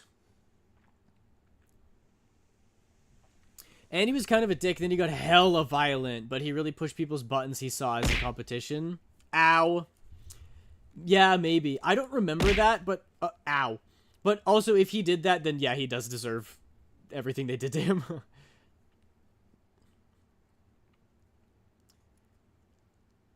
Aiden has bad tits. No! Aiden, can your next VTuber model include huge bara tits? In my unbiased opinion, everyone would love that. What is bara? And also, I would also love that, Dex. I want to make a maiden model, because it would be so funny. And also, I would get to do that. And she would just be really cute. And long hair is fun to animate. I couldn't get into Parks and Rec. I know so many who loved it, but my parents overwatched it, and I got very sick of hearing it on the TV in the living room. Oh, I see. That's fair. Yeah, Parks and Rec. I think Parks and Rec is The Office for people who can't stand cringe humor. If you like things to be silly but also wholesome, then Parks and Rec is for you. They do a really good job of having like sweet moments where you can tell that the cast actually cares about each other. That's one thing about The Office, right? Is that if any one thing that happens in The Office happened in real life, everyone would quit. Like one HR violation like that, everyone's gone. But in The Office, like, insane stuff happens every day, and everyone puts up with it, and it makes me feel like sick. I'm like, why are you people still here? It's like, leave. Go somewhere better. I don't know.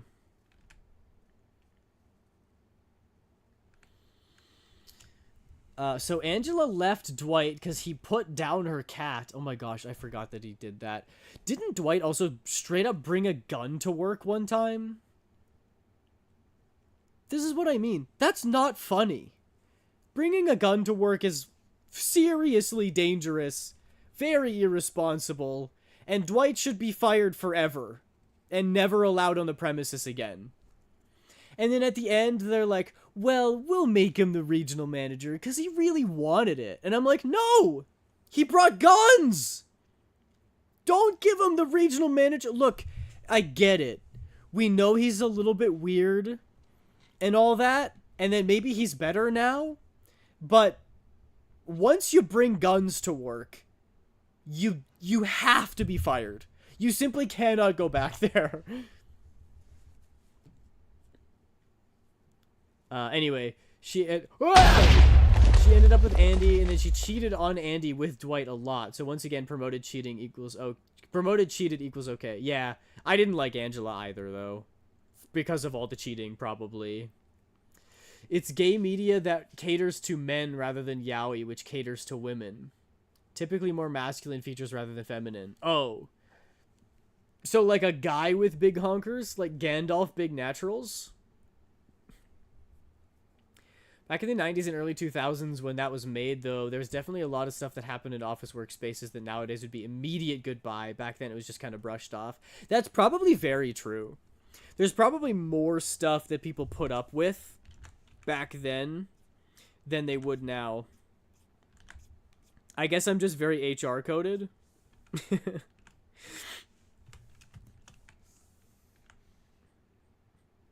But yeah. I see the stuff that happens in the office and I don't go, haha, that's so silly. I go, oh no, that actually happens in the workspace and this isn't something that we should be laughing about. I'm not very, like, sensitive isn't the right word. But you can kind of make fun of me for everything and I'll be okay with it. I'm not all for, like, we need to cancel this TV show and shut it down because it had a gun in it or something. But with The Office, I was genuinely like, this is not okay. I don't want to watch this. I mean, I do kind of get that it's supposed to be really over the top, and that's why lots of people think it's funny. But just personally, I'm like, I do not have a good time watching this show. My humor, as cringy as this sounds, is way more anime coded than The Office coded.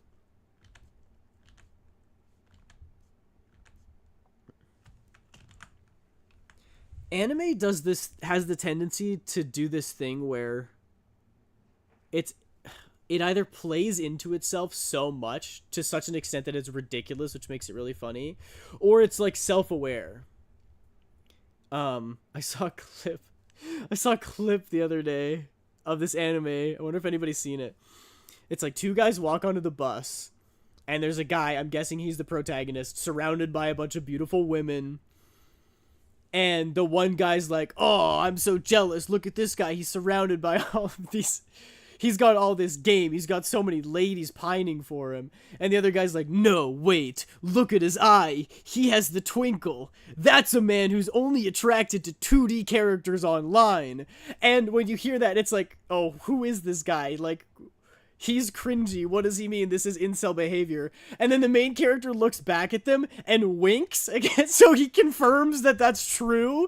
And it's just so ridiculous that, like, how do you get that from the glint of somebody's eye? And also, it's so self-aware of being like, I don't know. It's just, that really makes me laugh. Because nobody's the butt of a joke. They're like, oh, I bet this guy's an incel. And you're like, no, he's not. And then he confirms that he actually is. And you're like, wait, that's really fucking funny. I don't know. It just tickles me. Anime humor is good. And even like, do you guys remember in One Punch Man where Genos is talking about his whole backstory? But nobody really actually cares that much. So in the manga, it like fills up the speech bubble, which then like breaks through the panel. You know, it kind of breaks the fourth wall, like he's yapping so much. I thought that was really funny. It's anime humor. I don't know. It just tickles me.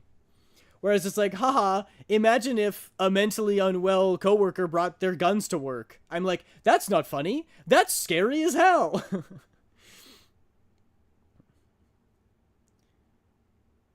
I prefer Once Upon a Time. Would rather deal with plot holes than that type of drama. Yeah, honestly.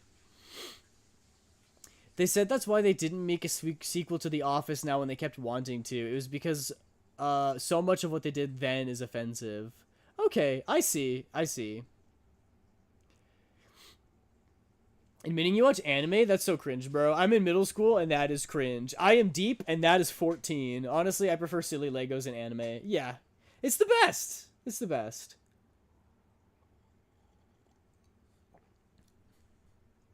I think my inner theater kid is very happy when somebody runs with a bit. And a lot of Western humor, unfortunately, is like someone is the butt of the joke and you're making fun of one person. So if you take that same, like, incel idea of the people on the train, the joke would be these two guys say that the guy's an incel and he's like trying to get with girls, but he has no game and they all like reject him and call him ugly. And then he gets kicked off the train because he's so ugly. And that's Western humor, which I don't find funny at all. I'm like, that poor guy. He's just trying to live his life. But then the anime humor is like, I bet he's an incel. And then he like gives a cheeky wink. He's like, yeah, I am. And that, so no one's the butt of the joke. They're all in it together. And the joke is how absurd it is. So it makes me laugh a lot because it's at no one's expense. I'm more akin to old retro shows versus modern ones when it comes to live action. Oh yeah? What kind of retro shows? Chat redeem idea? A huge cost redeem to mute chat for like 2 minutes so you can draw? Wow, now we're thinking. Maybe if it's only 2 minutes. Like I'm like I want people to chat. That's what we're here for, is to, you know, talk and have a good time. But at the same time, if somebody really has a message they want to get through, they'd probably be okay with waiting 2 minutes, right? The other thing is, though, if I really needed to lock in and like not read the messages, I could do that. There's a lot of VTubers who are the same way, where, you know, they'll draw and then when they need to read chat, instead of reading every message aloud, which I try to do so that people feel seen and heard, they'll like just read the message and then give like a very prompt response. So instead of doing what I'm doing now, if I really wanted to draw, I'd look up and go, oh yeah, that's a fun idea. Go back to drawing, look back up. Oh, I've not seen that. Go back to drawing, you know? So I could lock in and get a lot more drawing done if I wanted to. Um, but I feel like drawing is kind of the medium, and chatting is the reason that most people are here. I do feel bad, though, if anybody joins the streams because they want to see the progress of the stream. Then I feel bad because it's like, oh, well, I'm not really doing that. But I haven't heard anybody say that. A lot of people like to hang out because they're also drawing, and I'm like, they can draw while I'm chatting, you know? I'm still kind of in the act of drawing.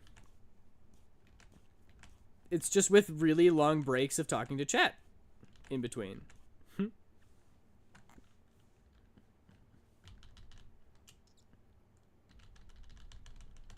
Not sure how I want to do this hair. Guess I could just leave it like that.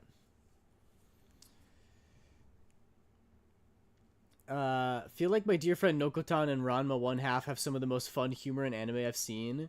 I've had Ranma One Half recommended to me. I started watching Trash Taste. Nice. I haven't actually watched much of their podcast. Dandadan and Delicious in Dungeon are also solid in humor, but the former I expected to be more crazy with the humor, but it's mostly the action. I've heard that both of those are really good shows. Curse of Emote Only? True, I could do that. TTS Redeem and other the text redeems you can go through. I enjoy anime with a small girl kicking a guy in the leg or punching him in the face. That's so specific. Is there a lot of anime that does that? The old retro shows I'm into would be stuff like Car 54, Addams Family, Munsters, Perry Mason, stuff like that. Now, I do enjoy modern stuff, just very particular areas of time. Anime, my favorites released from 2013 to 2018. Yeah, I was going to say that was a good era. I don't think there's really been a bad era for anime, right? Like, any given year, there's been some banger coming out. Early 2000s, you got the big three. You got Dragon Ball Z, you got Bleach, you got Naruto. There's also, like, Soul Eater and Full Metal Alchemist coming out. Then in the 2010s, you got, like, Erased, Attack on Titan. Naruto Shippuden was happening. I'm sure there's some other big ones that I can't think of. And then in the late 20-teens, early 20s, you got like Blue Lock, Haikyuu, Fire Force, Dungeon Meshi, Frieren. Or I guess Frieren's more modern. I guess that era would be like God of High School. Something like that. And then the modern era is still... Or I guess back then would... Like early 2020s would still be like Demon Slayer. Demon Slayer was coming out at that time too. That's another big one. And then these days you got Frieren, Chainsaw Man, Jujutsu Kaisen. Like, there have been banger animes throughout all of the years. Some people I watch do that, and I know that they're talking about my message. Yeah. Login time. Me? Am I supposed to lock in now? I think Hazbin Hotel might have made me like sus and gross humor more than I would otherwise. Dan was strong on it early on. Anyone remember the TV show The Middle? Not unless Malcolm was in there. I like my anime like my Batman, serious with a side of humor here and there. I'm a big dark magical girls and psych horror fan. Cool. That's cool.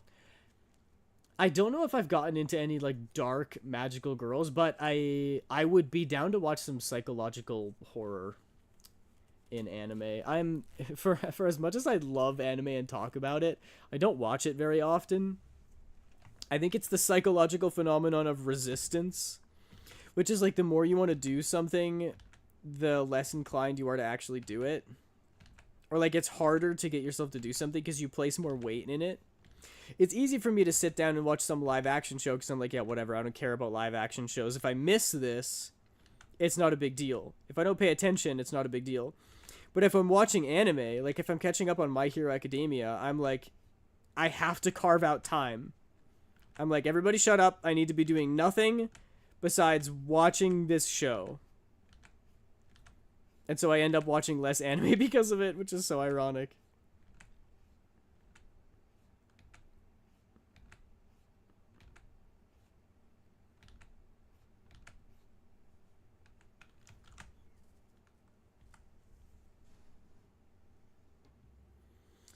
Has been in hell of a Boston to make me uncomfortable. Not my type of humor. Sometimes it'll get a laugh if I'm watching out of context, but I avoid the show like the plague. Didn't like it at first, but with social media exposure of the former, it grew on me. The humor in shows like that is literally my entire friend group's humor. Like, haha, there's a dick, that's funny. Well, that is objectively good humor. Dark Magical Girl stuff after 10 years. We're getting second season to 1 this year. That was a gem. Basically Hunger Games, but Dark Magical Girls. Really enjoy plot twists and rich story, and I can't stand isekai or harems. I liked that stuff when I was younger. I get people like it, it's just not for me now. Yeah, totally. I haven't watched any isekai or harems.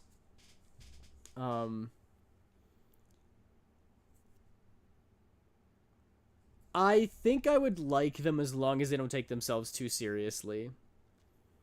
It can get icky if the show is about like one guy who has a bunch of girls who's obsessed with him and they don't make it silly. They're like, yeah, this is real. This is what happens in real life, guys. Then I'm like, no, it doesn't. You know that, right? I want to be made sure that the creators are aware that what they're writing is not normal. But if they realize that what they're writing is absolutely absurd, even just being like, yeah, no, this is kind of cringe, this is kind of silly, but I still want to do it, and then they lean into that, I have mad respect for that. And it's really funny to me.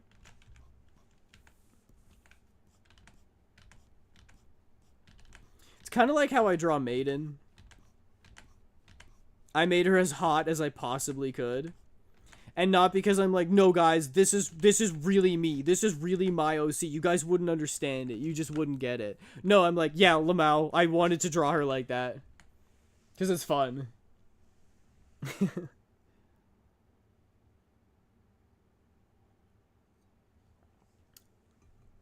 I like traveling to another world if it has a strong plot with wholesome moments. Yeah. That too.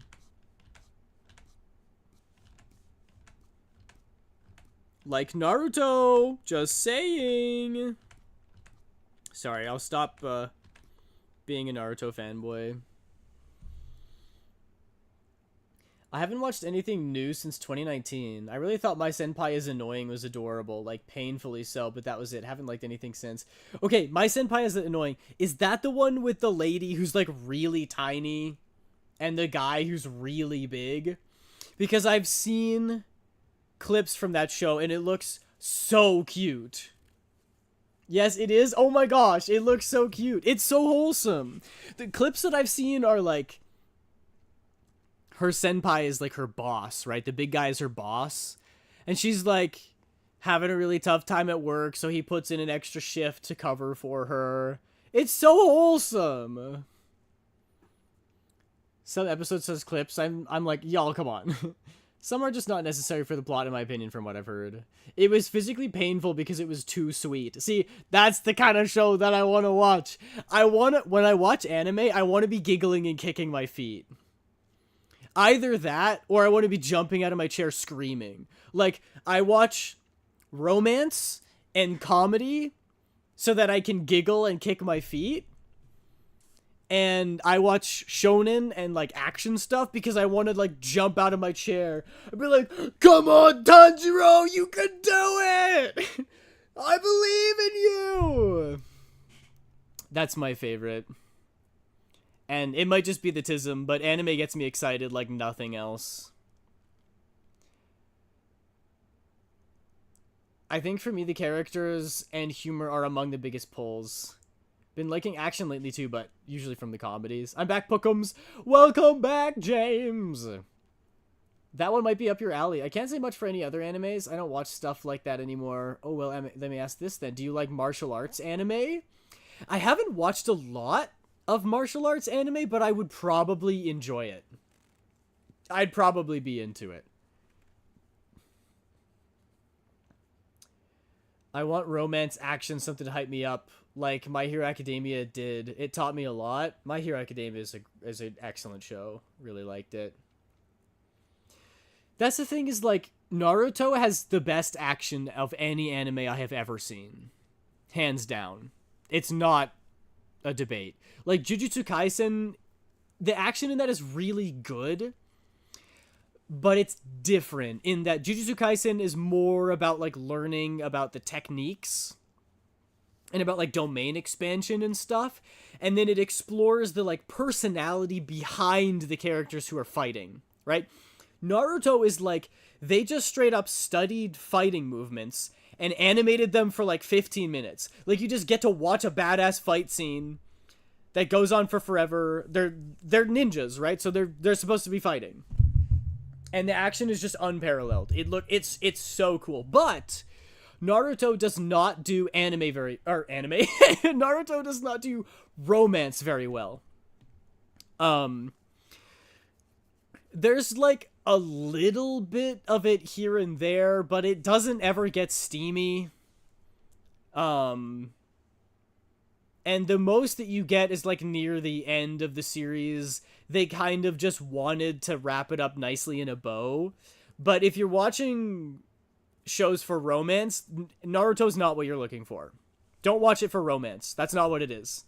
It's there to explore like war and what that has on people, and like what it means to have a community and to be alone and to fight for what you believe in. There's a lot of really cool messages, but it's not about the smooching and the kissing and stuff.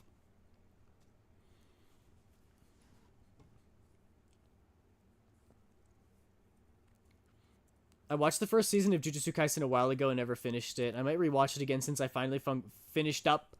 BSD, is that Bungo Stray Dogs? Sad, I fell off MHA. I don't know what it was about season 2 that wasn't for me. I feel like I should try it again. I'd recommend it, but it's also not for everybody. I just really love the world of My Hero. I like that everybody has a quirk. It's quirky. See if Vivid Strike would strike your fancy. That one rekindled my interest in martial arts a few years back. It's a spin-off of a magical girl anime that went on to a full martial arts.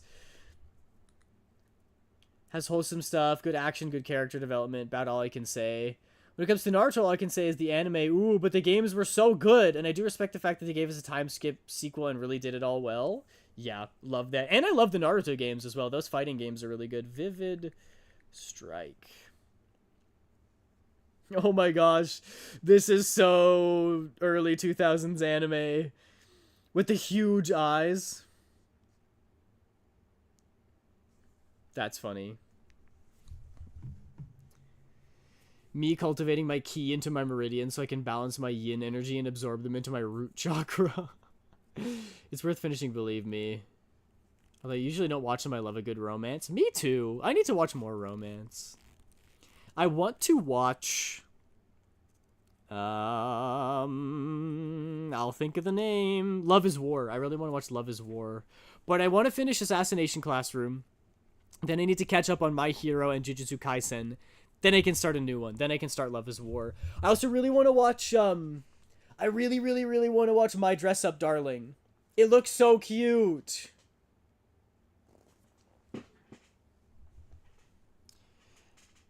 I feel like My Hero Academia helped me find a piece of myself I lost. Oh my gosh, that's so nice. That's so sweet. It'll be interesting rewatching Jujutsu Kaisen, because during the rewatch of Bungo Stray Dogs, I realized that a lot of stuff did not happen how I remembered it, so I wonder if Jujutsu Kaisen will be the same. I remember when I rewatched Demon Slayer, it was a lot faster than I thought it was. When I watched it for the first time, I remember being so entranced that every episode felt like 5 episodes. But then my sister wanted to watch it, so I rewatched it with her, and I'm like, oh, well, the thing with the spiders doesn't happen for another like 10 or 12 episodes probably, and then it's the next episode, and I'm like, dang, this show goes by a lot faster than I remember it. Like, it doesn't waste any time.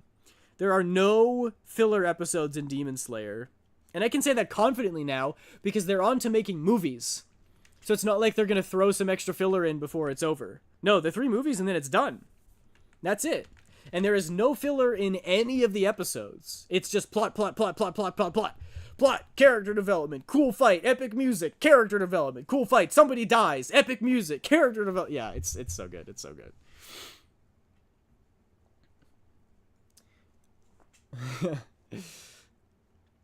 I really wish we could get a remaster / re-release of Naruto that Ubisoft made for Xbox 360. That anime Vivid Strike, its OG source was 2000s, but it itself released in 2018. Oh, wow. Love is War is pretty good. I never finished it, though. Yeah, I really want to watch that one. I keep being on the fence on My Dress Up. I hear so many mixed opinions. I'm gonna be honest. I'm a sucker for a good art style. There's a couple attractors to a show.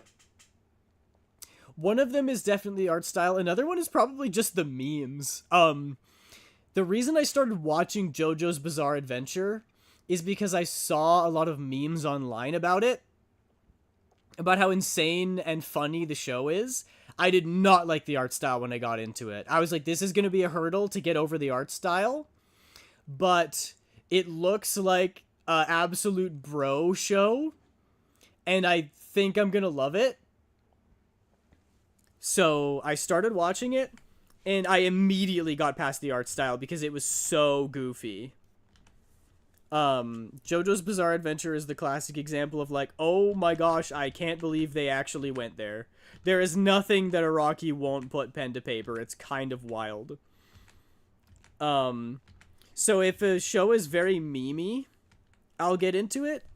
And then of course the other one is, if the show has a really good art style, I'll get into it. Those aren't the only reasons, but those are two reasons. And My Dress Up Darling is one that I would watch. Genuinely, even if it was mid, I would watch it for the art style because the animation is so pretty. It's the same thing with, like, doesn't matter how I feel about the plot of Chainsaw Man. I'm probably gonna watch the whole thing someday because the animation is so good. And I'm a sucker for good animation in that way. And it's funny because, like, other non-anime animation, I do enjoy. Like, I watched most of Adventure Time, and the Lego Movie is very funny, and all that stuff. And even, like, really cool 2D animation, even if it's, you know, very well done, doesn't really get my goose as much as anime does. It's something about the style of anime specifically that really gets me going. You could have a differently styled show with equally impressive animation and it just doesn't do it for me. But then I go and I watch the Demon Slayer movie. And holy crap, the animation in that was so impressive.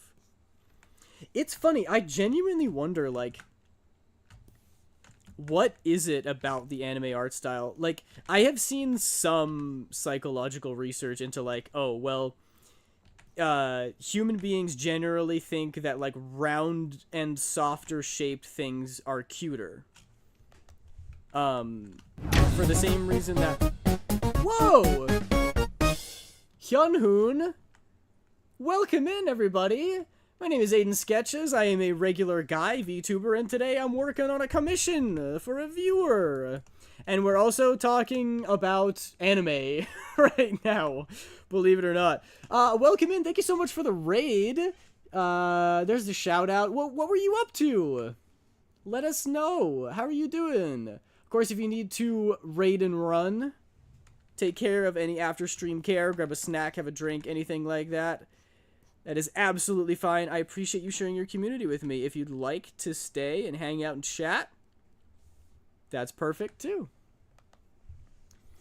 You're gonna eep? Alright, small girl. Thanks very much for stopping in and chatting. Have a good sleep. I hope you're doing well. Of course. Of course. You're very welcome. Aiden, help, I have ice cream and no spoon. What do I do? Wait for it to melt and then drink it all. That's what you do. We were doing art too? Oh, that's sweet. Do you want to art tax? Do you want to drop something in the chat so we can take a look at it?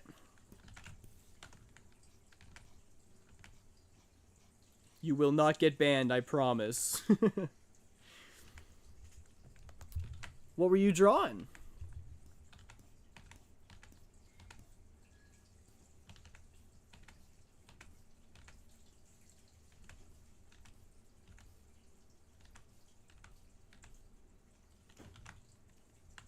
Use a fork or bite the ice cream. Yes, bite the ice cream. I do that all the time. Which is weird because I have very sensitive teeth. But when it comes to ice cream, I suffer through the pain. Don't worry, it was just a sketch since someone asked me to do a tutorial for him. Oh, well, that's nice of you. Yeah, for sure. If you don't want to drop anything in, then that's also fine. Okay, I'm sorry. I skipped your messages. Hang on, let me scroll back up. It is a very good art style. Top romance for me is like Fragrant Flower Blooms. Alia speaks in Russian and Nagatoro. I don't watch romance a lot, but I should watch My Dress Up Darling. I've heard Nagatoro is good. I think I have too. The peak of I Can't Believe They Went There was the Ghost Stories English dub. Please tell me you've at least seen clips of it. Oh, I have. Oh, I have seen many clips. It's so funny. Other than One Piece, one of my favorites is Dr. Stone. I want to watch Dr. Stone. It's one of the anime that the art style doesn't really jump out to me. But the, oh, Hyunhoon, thank you very much for the follow. Welcome in. Good to have you here. Sorry, I'm trying to catch up on messages. The art style doesn't jump out to me, but the premise is very interesting. It's interesting enough that I'm gonna watch it. Yeah, the Spider-Verse animations are really good. You may not know the whole science behind cute characters in anime and everything. It's not just science behind it. There was a whole documentary that Disney and Japan's first anime studios both started drawing in their style that was cute and evoked this feeling in people because secret of the industry, they draw actual cats and similar animals' faces / head shapes so that it grabs people, even the eyes and nose. I've seen that, and there are parts of it that I disagree with.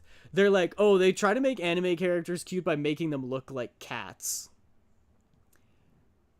And I'm like, I wish I could find it. There was something where it was showing a side view of a face. I'm just going to draw it real quick here. It's going to look really bad, okay? But here's the side view of the face, right? Like this. It is bad. It looks really bad. Oh my gosh. Whatever. There's the side view of a face. And like there's the eyes and everything. And they're like, anime tries to look like cats. And that's why it's so cute. And their example was by showing a cat like this. This looks more like a wombat than a cat, but just bear with me, okay? I don't have a reference.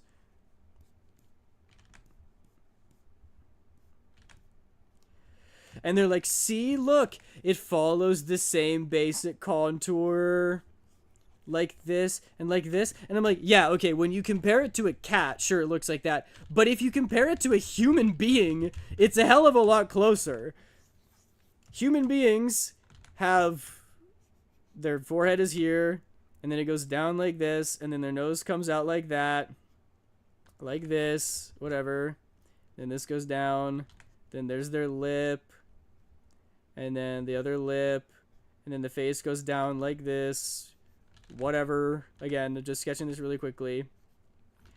This is what a human head looks like. Right? This is this. If you just... you can even, like, lots of anime does the little forehead wrinkle thing. It does this too. All you're doing is taking this and pushing it up a little bit. It's this action. You're doing this. And then you take that contour.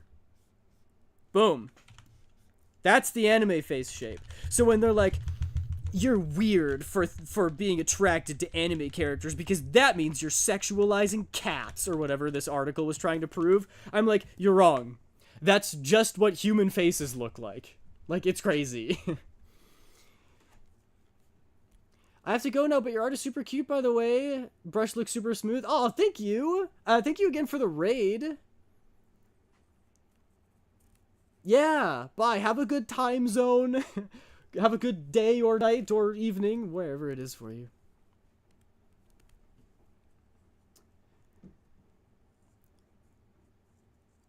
We have plastic spoons, we're all good. Japan is also insanely good at manipulating public perception. Oh, yeah? Ghost Stories, they have the dub on Prime? Really? That's so funny. It's changed now. Not everyone draws that way anymore, but it's ingrained enough. Yeah. Yeah. The most American humor, but also the edgiest I've ever seen. Good job, Aiden. You were under such pressure. Oh, you mean like drawing the side view? Anyway, I don't know why, but that really rubbed me the wrong way when I saw that for the first time. I was like, don't try to compare all anime art style to cats. We're not drawing cats. We're drawing human beings. Not every anime is based off of cats. They're based off of human beings. They're just simplified. I think the error was that they think that everything... No, I get it. It's just the old ways they started. Yeah. Totally. No, sorry. I'm not trying to, like, dog on you, Skyla. I 100% agree with you. But, I think the idea is that... Like, the point that this article was making is that they're, like... Cats are cute. It's like cute shape language is a real thing that's been studied. Right? Something with a lot of points, something that's very angular is seen as a lot more like structurally sound, a lot more safe, a lot more grounded, rather than something that's very circular or like squishy. These are seen as more cute and like sweet, and these are seen as more, I don't know, like industrial, if you would call it that way. But this article was like, okay, cute shapes exist. Cats are cute shapes. Anime is cute. Therefore, anime has to be based on cats. And I'm like, here's the error with your logic. Cute shape language exists. Cats are very round. They have round bodies. They have squishy tails. And their faces don't stray that far from a basic circle, right? They've got the ears, which are cute on their own because they're very fluffy, right? But then their face, you know, like this. Most of a cat's head is the circle, and because circles are part of the cute shape language, cats are cuter. So cats are a part of cute shape language. Anime is also a part of cute shape language because its characters also resemble circles. I mean, look at Chibi, right? The most extreme examples of Chibi is basically like they just extend the jaw a little bit like this, and then they give it a face.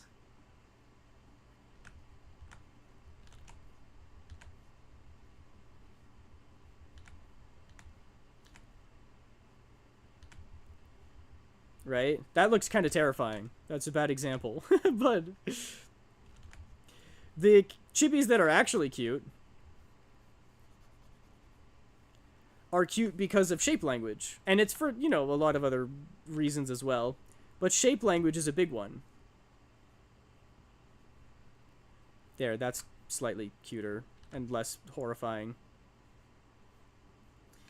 And then, you know, you give them big old floofy hair or something, because the fluffiness is also part of the cute shape language. But this is cute because it's made of circles and soft shapes, which we as humans associate with like cuteness. I listened to a Stuff You Should Know episode about the science of cuteness, and they mentioned anime in that episode, which is why I feel like this is the same. But this is how I think it actually is. Cats are very round and squishy, made up of cute shapes, so cats are cute. Anime is very round and squishy, so anime is very cute. That does not mean anime is based off of cats. That's where they went wrong. It just means that they're both based on the basic principles of cute shape language. Correlation is not causation. It's like apples are sweet, chocolate is sweet, Therefore, chocolate is based on apples. No. They both have sugar in them. That's why both of them are sweet. So it's a similar effect, but by drawing a comparison between the two, you're making fallacies in your argument. I feel like I did a really good job explaining that. I'm actually giving myself a pat on the back because I'm like, I don't know. Chocolate allergy is kicking in now. My throat hates me. Oh no! Oh hey Wally. Wow, Wally liked it. I also am very poor on my eyesight, so like for me, I can't tell the difference between a ball and a face most of the time. Oh, you're the real cute shape? Stop it. I mean, I did try to make myself cute. My head is mostly a circle. Aiden, stop being so tsundere. Cuteness overload. It's not like this is cute or anything, OMG. It's not. I mean, it is, but it's not based on cats. Dex, you're meant to be hating. Leave the simping for me. No, guys. It's actually okay if everybody simps for me, you know. Hi, Garen. Welcome in. Thank you. Thank you. No, not the squats and the push-ups. Why would you do such a thing? Okay, fine. Fine. And then I see the hydrate after, so thank you. But yes, I think that mostly covers what I was going to say about, like, what is it, squats first? Oh yeah, I can do that. That kind of mostly covers what I was going to say about, like, why I love the anime art style. And, oh gosh, this song brings back so much nostalgia for me. I loved New Super Mario Bros. On the DS. Anyway,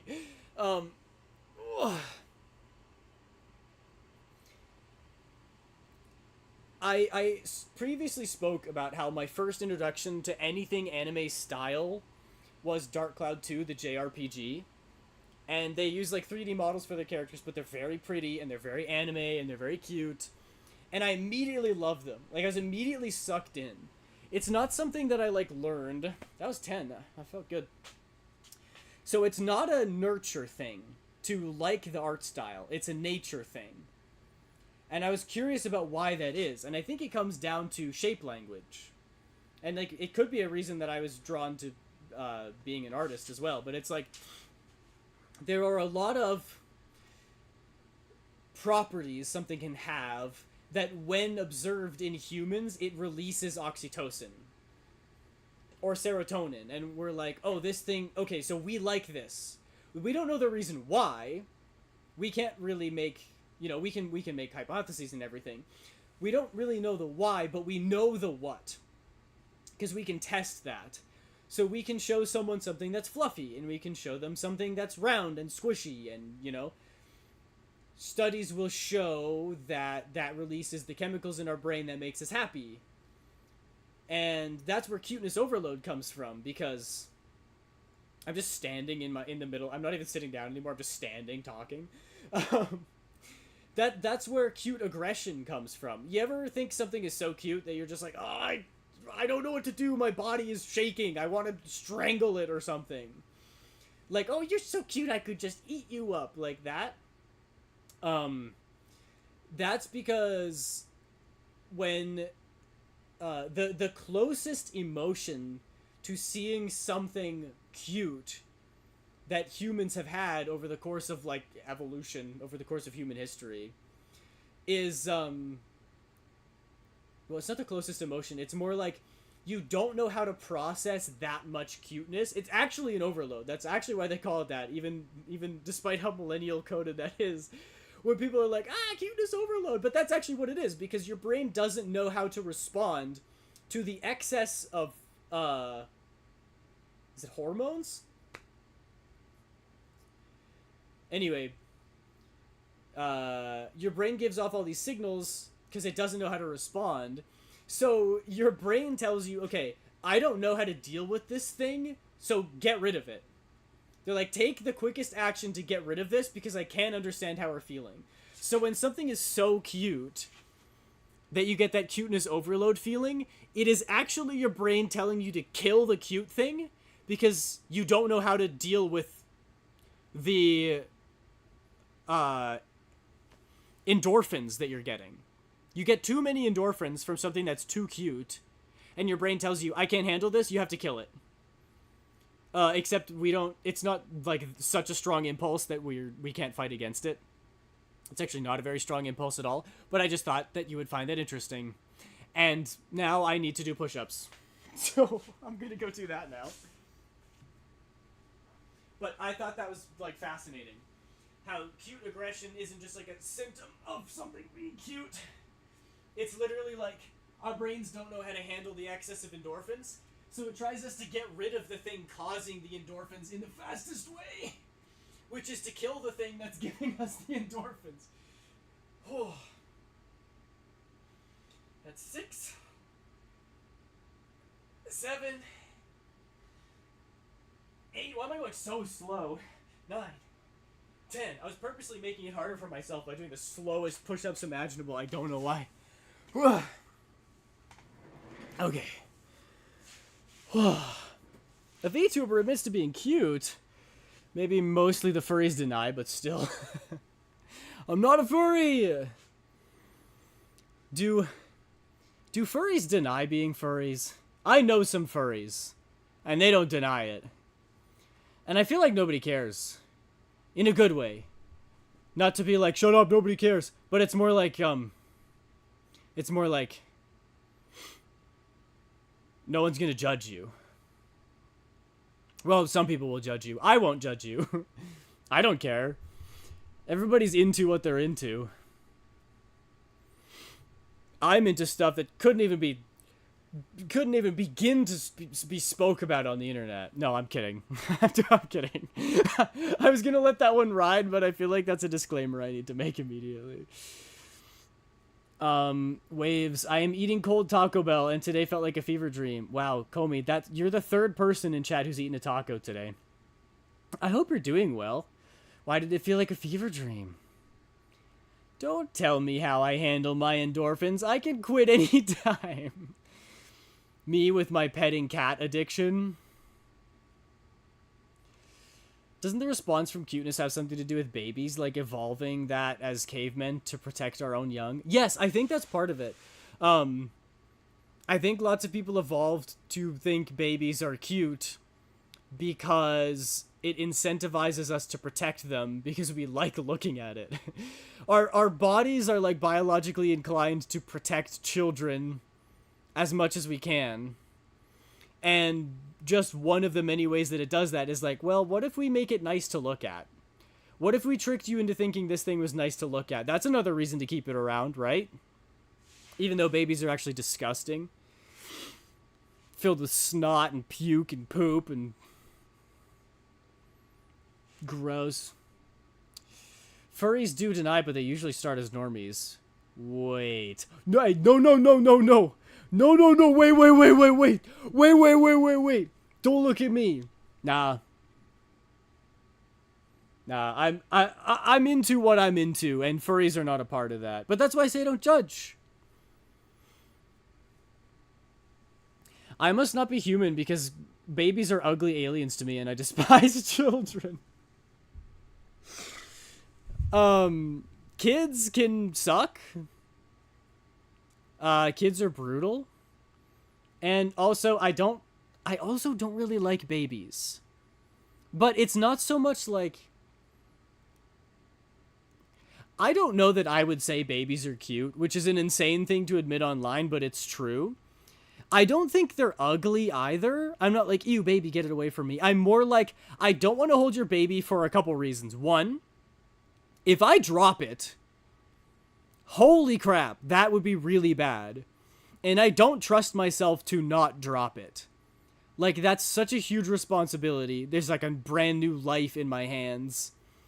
And if I hold them the wrong way, I could squish the soft pot on their head. Or drop them and, like, you know, then that baby's gonna grow up to play Genshin Impact like me. Or I'm like, the baby's going to poop itself, or pee on me, or puke on me, or start crying. All of which would make me uncomfortable. And there are people who actually like holding babies. So why not just give it to them? because then they're doing something they want, and you're also stopping me from doing something I don't want to do. You know? Fever dream day, panic attack, crying, losing comfort things. Basically felt like talking to someone made things worse. Felt like a child again. So, I'm not going to go into full detail, but I just feel different today. I want to try to forget about today. Okay. Roger that, Comey. Well, we're going to be yapping about whatever, so I hope it's a good distraction. Sizes are changing again. I read that could be a symptom of epilepsy, Minri. Not trying to diagnose you, but have you ever had a seizure? I mean, I'm not one, since I'm not in furry spaces. But I guess the art ain't beating your allegations anyway. Well, it's just some wolf ears. Oh, I am in furry spaces, I mean. Oh, that's funny. That ain't me at all. I just don't like children or babies. There's no instinct to protect or think they're cute. I just go, ugh, with them. I have zero desire to have children. I think that's fair. I think that take, unfortunately, gets shade thrown at it. How can you not love babies? But I'm like, no, I think I get it. I kind of get it.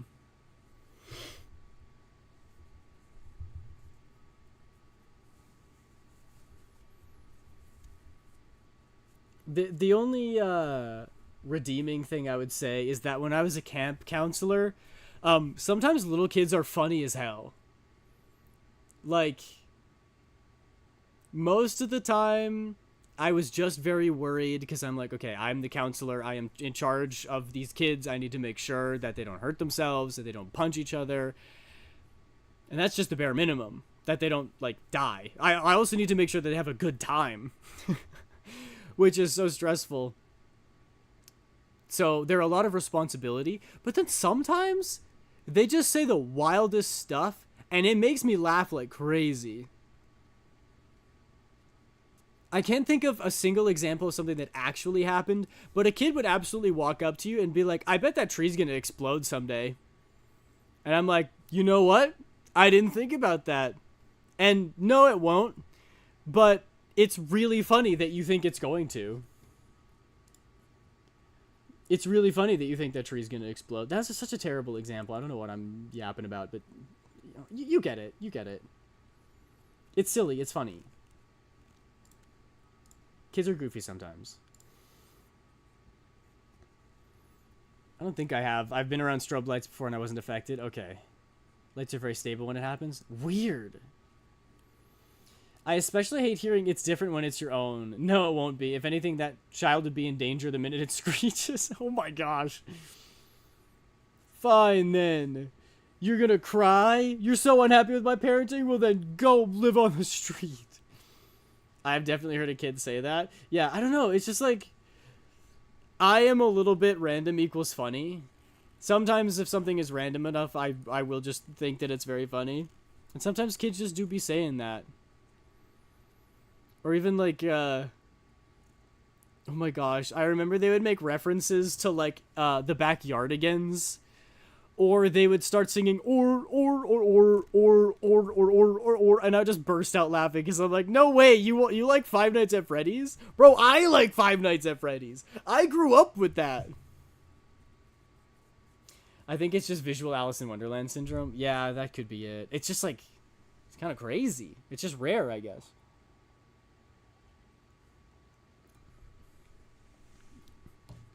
Speaking of ears, I think I want these to be a little bit bigger.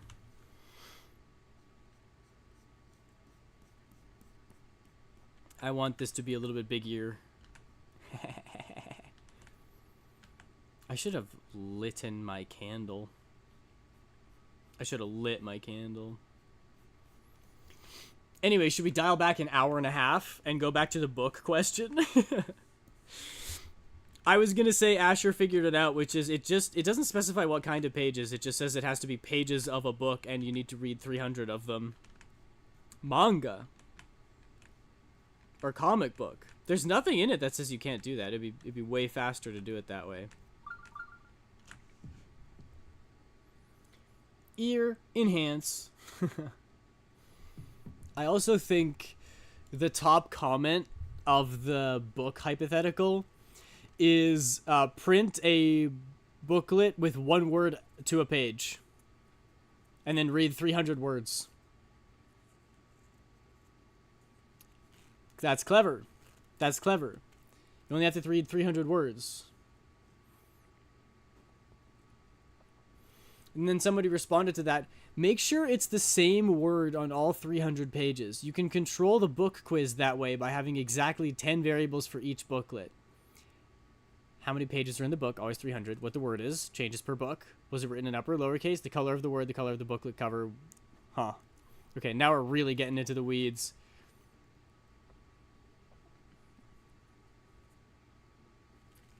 I guess that's the strategy. According to these rules, is you cheat it.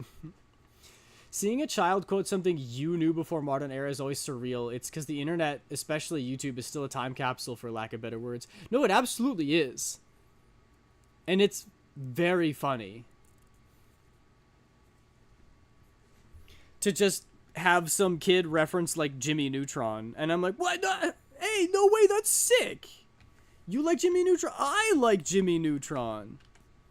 Into the stars, fueled by candy bars, rides a kid with a knack for invention. A superpower mind, a mechanical canine. Bark, bark! Rescues the day from pure destruction.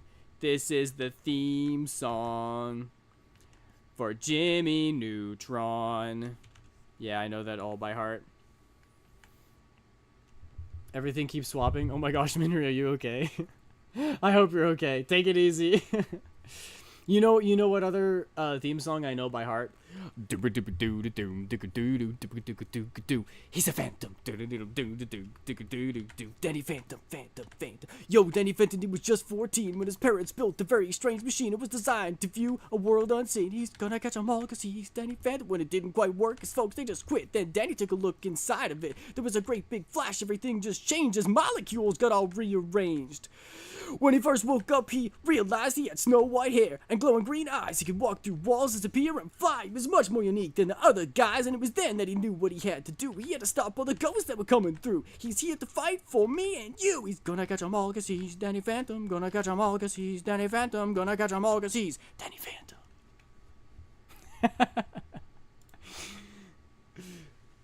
It's so good. Oh my goodness. I should be Danny Phantom for Halloween. I think I could really pull it off.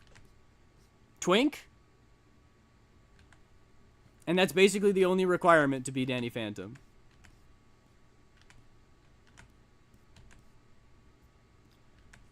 And I unfortunately fit that requirement. I think, wouldn't this be a wildly different place if I were like a 6'4", 300-pound, muscular, bearded lumberjack? Still a VTuber and everything. Just imagine.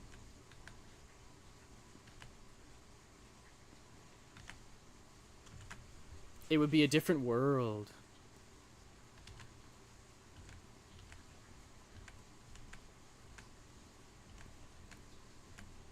I'm glad we're vibing with the Danny Phantom stuff. It's so good. Fun fact about Danny Phantom. In 2022-21, 3 different music producers, bands, artists, whatever you call them, completely unrelated to each other, all made a Danny Phantom themed song. What? Really? That's so cool.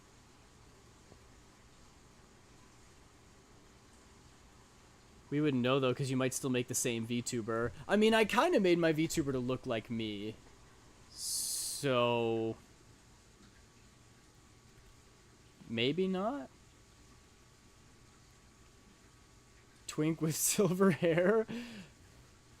Holy shit, I'm so good at Kiana. Are you just destroying an ARAM Dex? Are you leaguing a legend or two?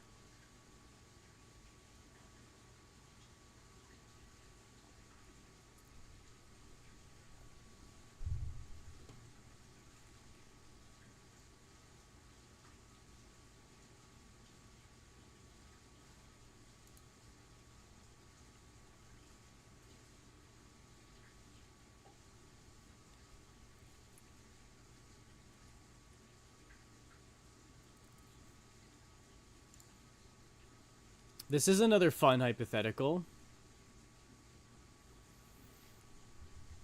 Check this one out. This one's very simple. Would you rather earn $100 for every book you read, movie you watch, or $10 for every hour you're awake?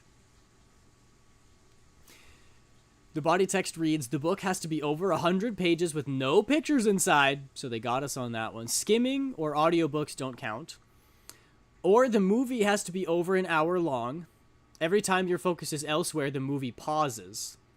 Or every hour you're awake, you earn $10.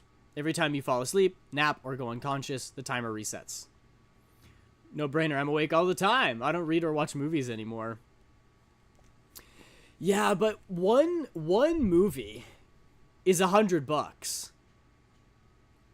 And the movie has to be over an hour long, right? So let's assume that you watch one movie that's just over an hour long. Basically an hour, right? It says it has to be over an hour long. That could be 61 minutes. Couldn't do it. Unproductive. Oh, that's fair. That's fair. I'm saying this more for me. I think I would pick the movie. Because you could get... Let's say you wake up at 8 a.m. and you go to bed at 10 p.m. That's 14 hours times 10. You make $140 every day. That's a salary. You know? That's nothing to sneeze at.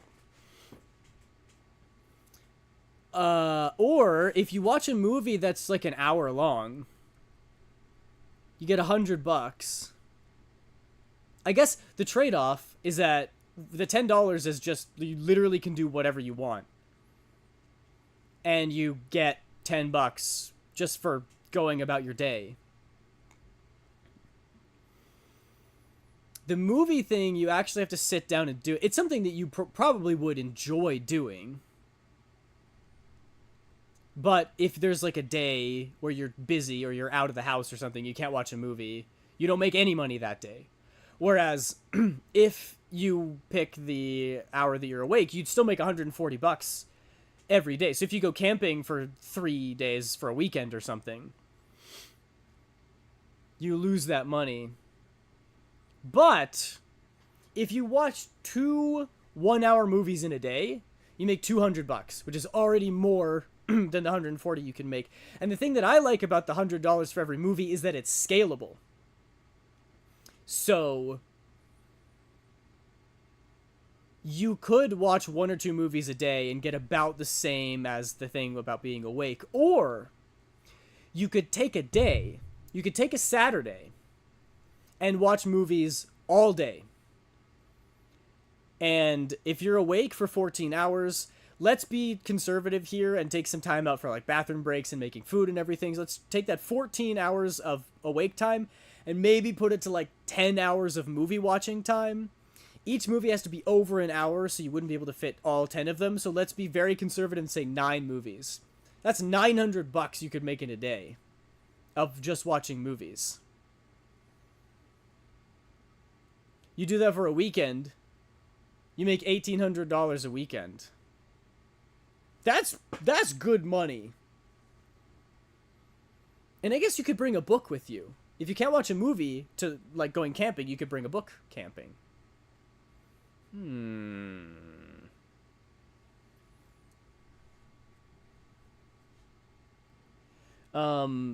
Alice in Wonderland syndrome can be quite disorienting. Like, it'll feel like everything is huge and I'll feel small and vice versa, so I need to ground myself. But most often things I'm focusing on changes sizes, like people's heads, so it gets hard to focus on what they're saying. Yeah, totally. My job would just be watching movies, I guess. Yeah, no, that would be so sick. I mean, both of these would be awesome. Also, I have a gay boyfriend to make money for me. That would just be pocket money. If you watch 2 movies in one day, you get $200, more than a day's worth. Yeah, that's true. The only thing that's giving me pause about taking the movie is that the 10 hours for every hour you're awake is like constant. You don't have to sit down. You don't have to watch the movie. You don't have to read the book. If you're not in the mood to watch a movie or read the book. You don't have to be. And I feel like if you're watching 8 movies every day, you'd get really sick of watching movies.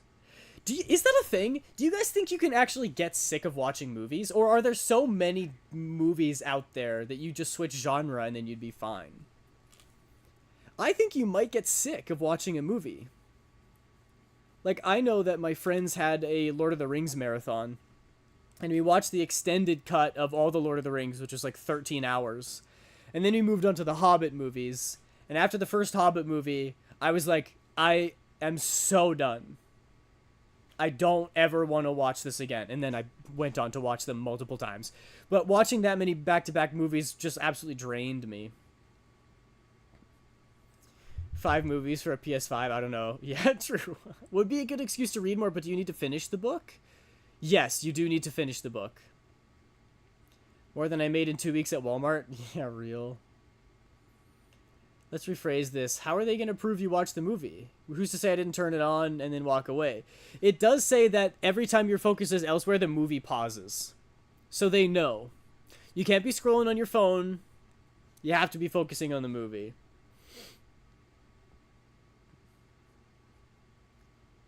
There's also only so many movies in existence. Yeah, but I bet there's enough movies now that if you watched 1 or 2 a day, you'd probably never run out of movies. Do you have to always be using the trait? No. That's true. You could take a day and not watch a movie. But I'd feel guilty not doing that. But also, like, man, you could just watch 1 movie every day. That's $100 a day. That's still not bad. I'm gonna take the movie thing. I'd go for movies. I like watching movies. You can have food or popcorn while you do it. Make it a good experience. You go to the theater with people. I'm doing movies. Most accurate sleep tracker. How much hypothetical money did I make? Oh, hell no. I don't do anything without multitasking. I ain't focusing on nothing. Well, then, $10 for every hour you're awake it is.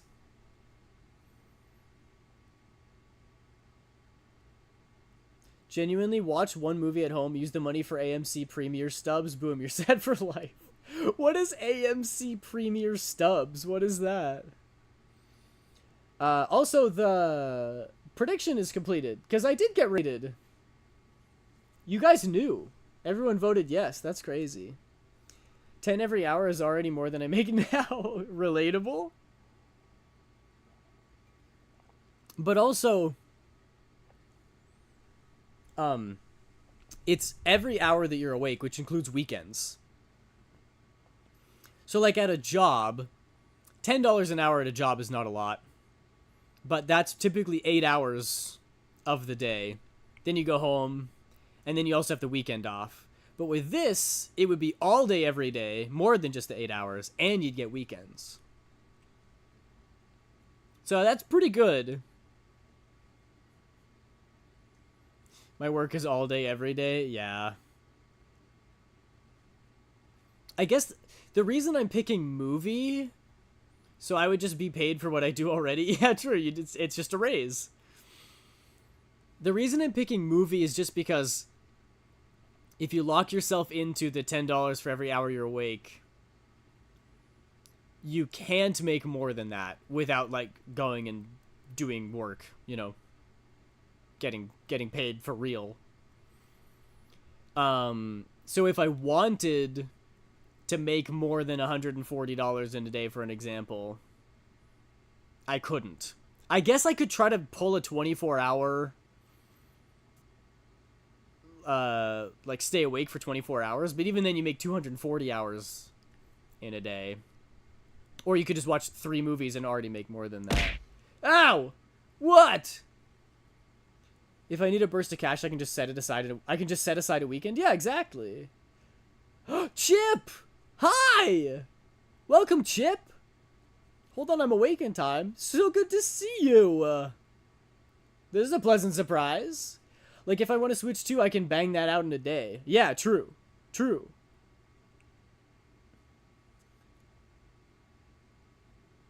Is a Switch 2 like $600? 6 movies? Yeah, that's doable. But yeah, if you could focus and give full attention, 100% movies better. That's probably what I would do. It also just says that the movie pauses when your focus is elsewhere. So I assume that if you go to do something, you can come back and the movie will just unpause for you.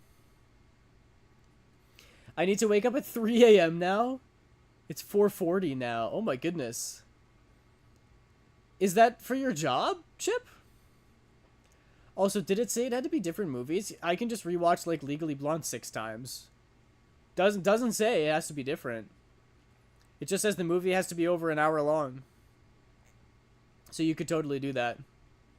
For job, yes. Oh my gosh, that's so early. Did you sleep in? Or did you finish your job? Did you finish for today?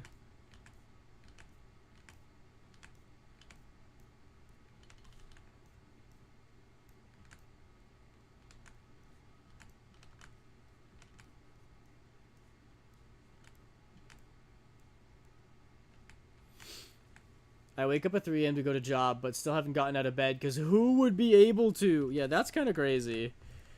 That's really rough, having to get up at 3 a.m. I don't know how people do night shifts. I did one night shift in my life. It was a 12-hour shift. It was cleaning a parking lot, and it was the worst job experience that I ever had. And I had some pretty bad job experiences at the cidery. Those were not so fun.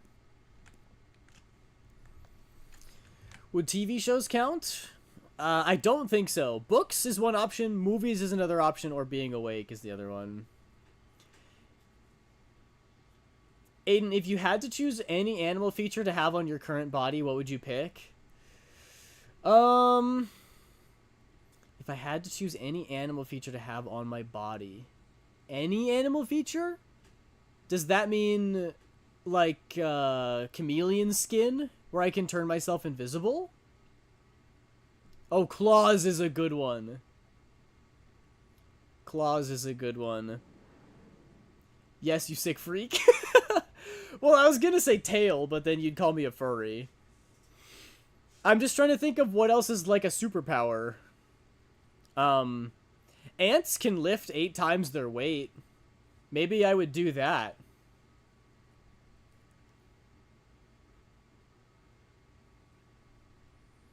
But hey, I can catch Aiden now. Yay! Actually... Hang on, let me get my, actually... I don't think they actually go invisible. Yeah, true. You'd just be blue. Eagle eyes, gills, breathe underwater, wings. Yeah, that's better. Hey, you put me on the spot, okay? You didn't give me the opportunity to think about it all the way through. I would pick jellyfish's immortality. No, I'm just kidding. That sounds terrible. I wouldn't actually do that. The question did not say gun to your head.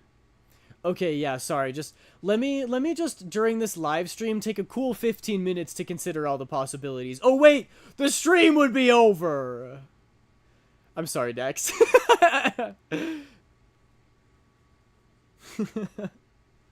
You're the best. I know I did this to myself. About time you take 15 minutes on anything. Huh? I missed you too, Chip. Being able to fly would be cool. Being able to breathe underwater would be cool. Fireflies' butts glow. I could make my butt glow. That would be pretty cool. Rabbits can frick a lot. I could make I could make my refractory period basically 0. Rather than bouncing around on anything.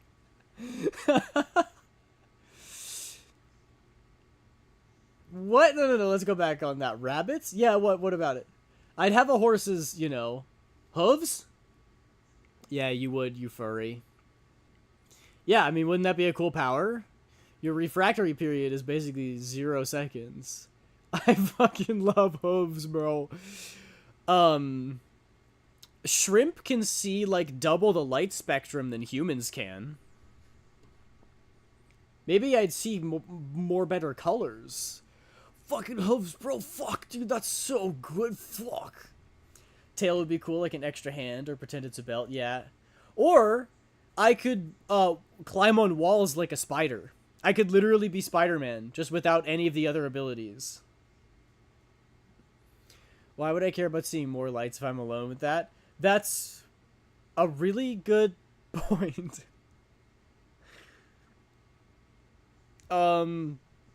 Octopuses have a really are really smart. Or I could have 8 tentacles. Or I only get 1, right? So maybe I would just get 1 tentacle. Opossum's ability to play dead. Oh, you know what? I'd pick a giraffe's ability to be tall for once in my life.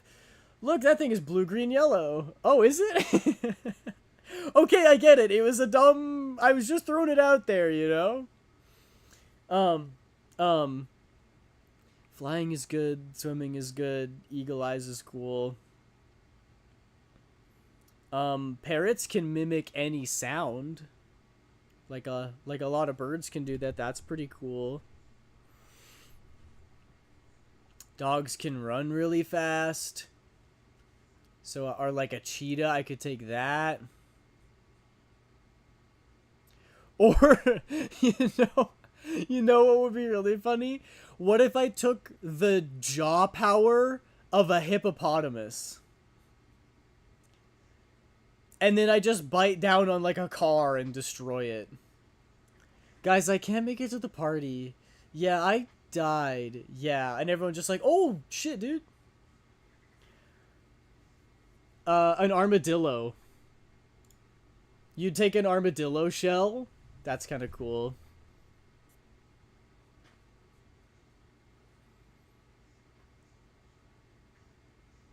What if I took a narwhal's fuck-ass tooth?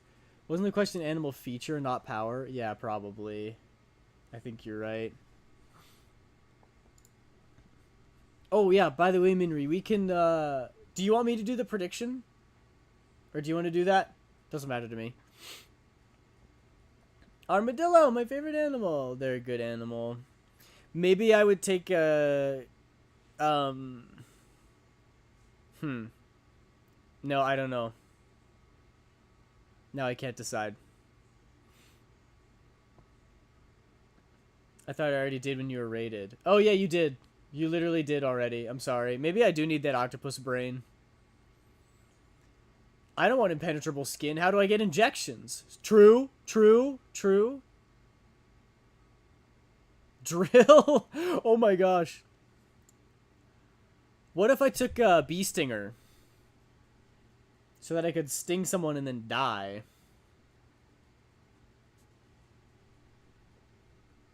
I would take a tick's Lyme's disease. That's what I would do. What feature would I take from any animal? Lyme disease. I would take rabies, actually. Wasp stinger better. Learn the meta, dipshit. No, because then you can't kill yourself, dipshit. Yeah, but you didn't think about that. After you sting someone, you have to live with it. Oh, hi, Pangita. Good time for you to join. Not rabies, worst way to die. Yeah, actually would be. Is this drawing from Inri? Yeah, it is. I need to finish it. And I need to make these ears bigger. Humans are animals, right? Can I pick any human feature?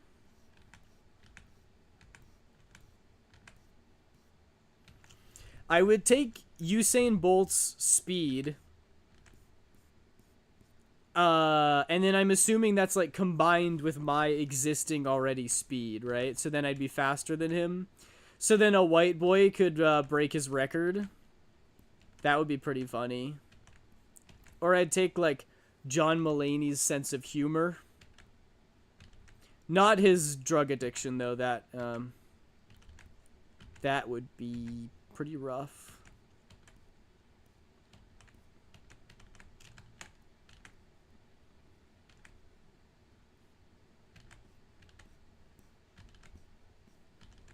I guess it's just one feature, isn't it? I would take who's got a good iconic beard? I would take Bob Ross's beard because mine gets all patchy. I would take his pores so that I could grow a beard like his. Mine's not really that patchy. It's just like the one side of my mustache has a little bit at the top that doesn't grow in as full. And it kind of looks like I got a little bit singed by a flame or something. It's not great.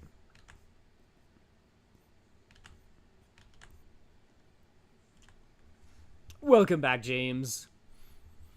What if I got a spider's ability to produce webbing through my various holes? I can already produce webbing through a hole. I don't need it. Good, you now have Usain speed but your own lung capacity and pass out. Yeah, but I could run really fast for like... actually, I'm a runner. I could probably handle it. I wouldn't be able to run as far as him. Certainly not. But in a 100-meter dash... I think my lungs would hold up in a really fast 100-meter dash. Doubt? You might be right. Unless you can also name specific features from every other animal on the planet, taking features from specific humans is not allowed. You would be allowed to have the human's ability to not have IBS, though. Oh! Maybe I would take the human feature of never balding. Because I don't think I'm going to go bald. You know, the whole, like, the genes on my mother... All the males on my mother's side have had good hair and everything. But, like, just in case, you know? Just kidding. I believe in you. You're a believer? Exactly. Eugenic yourself. I would take blonde hair and blue eyes. I'm just kidding. Let's go! No, that's bad. That's bad. No more of that. I think out of all of the possibilities presented, I think I would take an... Oh no, an ant's strength isn't a feature though. It has to be like a part of them, right?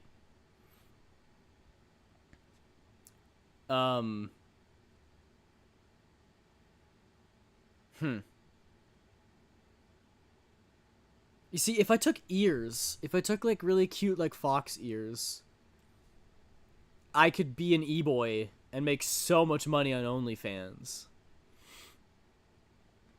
You got to think about the meta, you know? I'd probably take wings. I'd probably take wings, actually.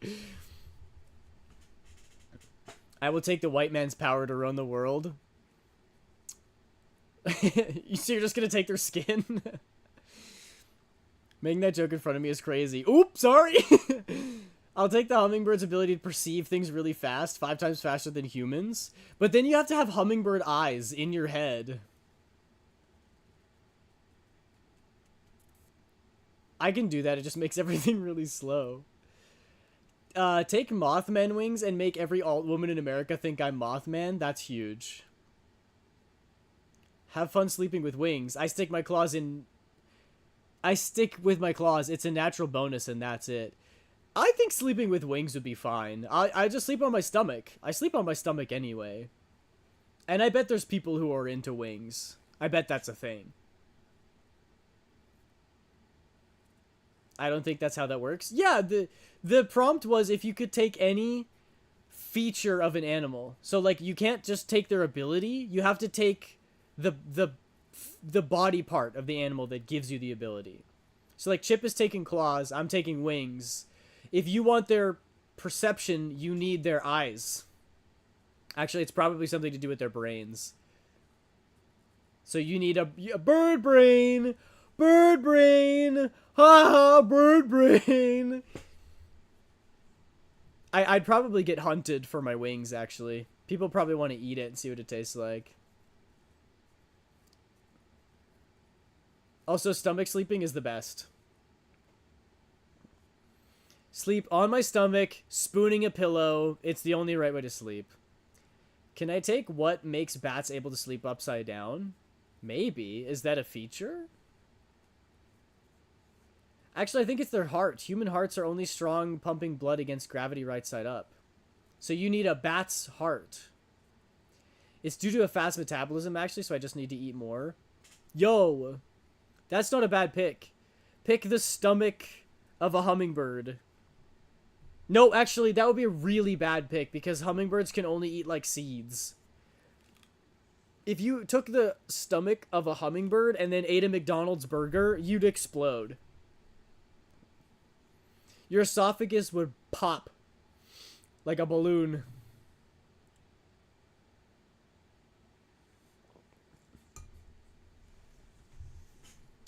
It'd be nice if you could just take their metabolism, but I'm sorry, I don't make the rules.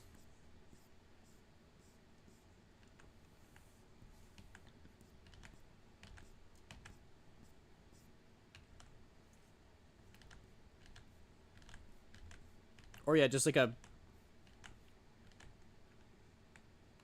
They drink like special pollen or nectar.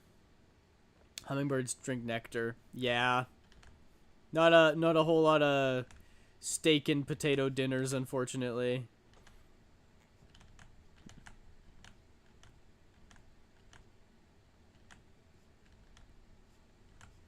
Or what if I took snake skin so that I could shed every once in a while and really creep people out?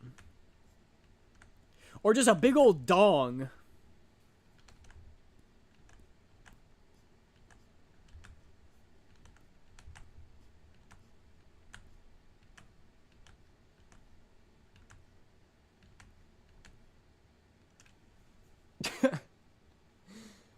High sugar water, basically. Metabolism isn't linked to stomach, it's because brainwaves move shorter distances, so I guess I'd be smaller.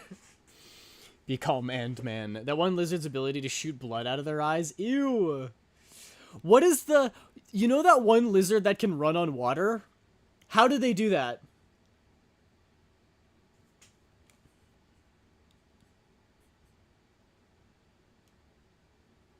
I mean, yeah, James, I wouldn't say no.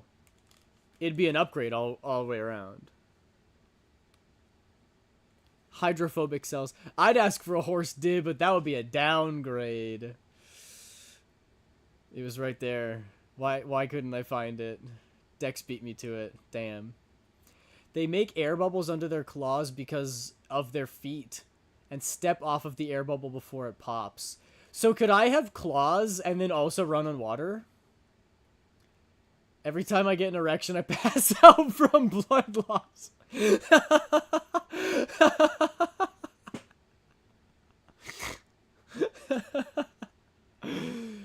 Can I change to an exoskeleton, or is that too weird? That's not too weird.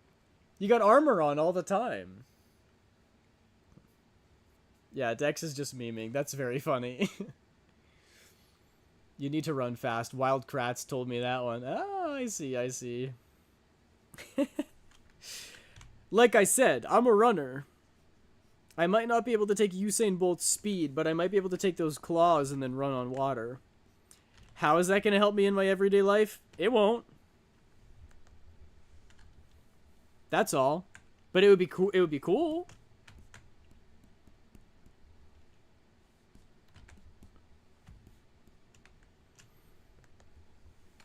I think I might stick with wings though. That's that might be the move.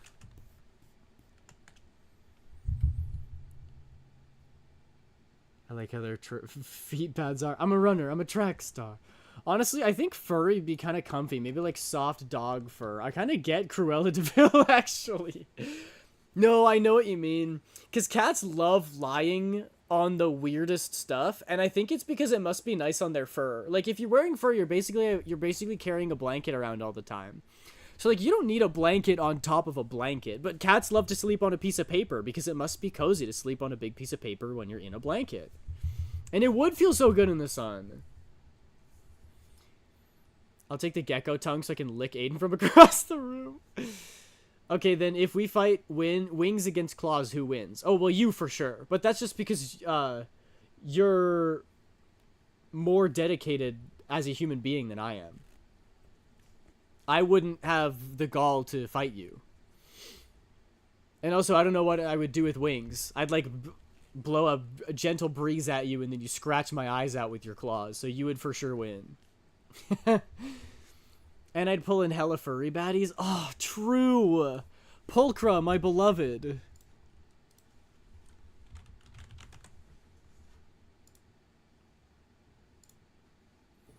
Guys, I'm not a furry. However, look at her. Wow.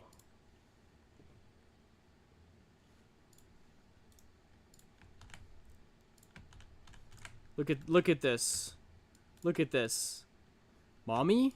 I mean, kitty?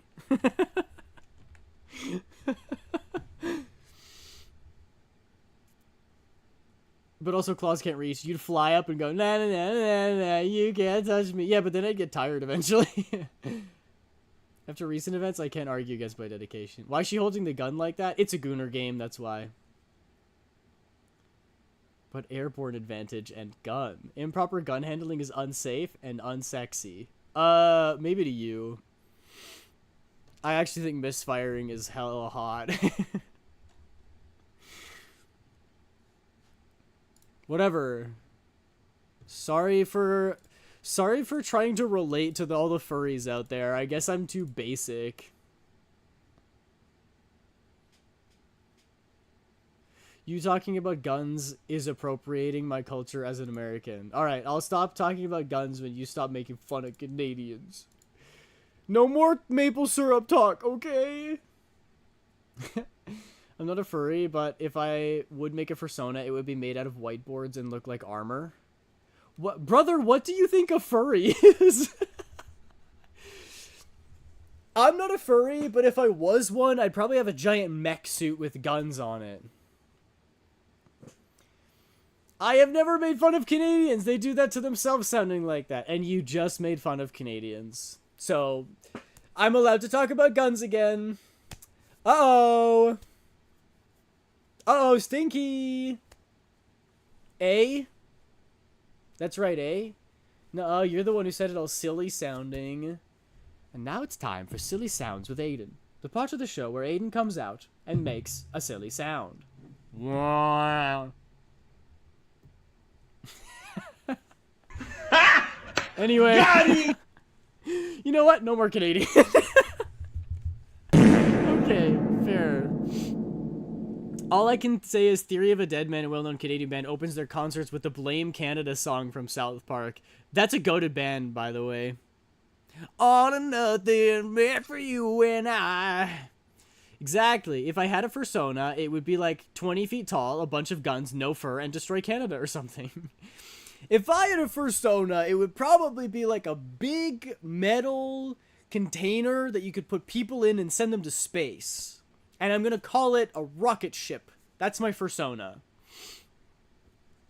I'm like barely a furry, to be honest. He admitted it! They admitted it! Clip that! Mods, clip that! It was a misinput! It was a misinput, you calm down! Where are you? And I'm so sorry. Hang on. Hang on. This is unprecedented. But, hang on. Hang on. It's coming up here quick. It's coming up here at some point. Hang on, hang on. Everybody shut up. Everybody shut up! Ads! Ads! Ads! That's so funny! Nor! That's really funny. I need to get an actual fursona lockdown. I haven't had a new one since high school, and boy oh boy is that not me. That's fair. My fursona is a Titan. My persona is BT7274. Everyone pause. The last thing I heard was the objection thing. All right. I don't normally do this, but I'm feeling like a crowd pleaser today, so we'll wait. Anyway, I'm glad through we got entire 2 hypotheticals over the course of that stream. Pretty good. For those in ads, he paused. Oh, yes. Good. Thank you, Minri. And you're welcome, Chip. We did the 2 Reddit hypotheticals, which were quite fun. I love doing Reddit hypotheticals, but then also we did Dex's hypotheticals, which I love. I love it when you drop the hypotheticals, Dex. They're very fun. Are you guys free yet?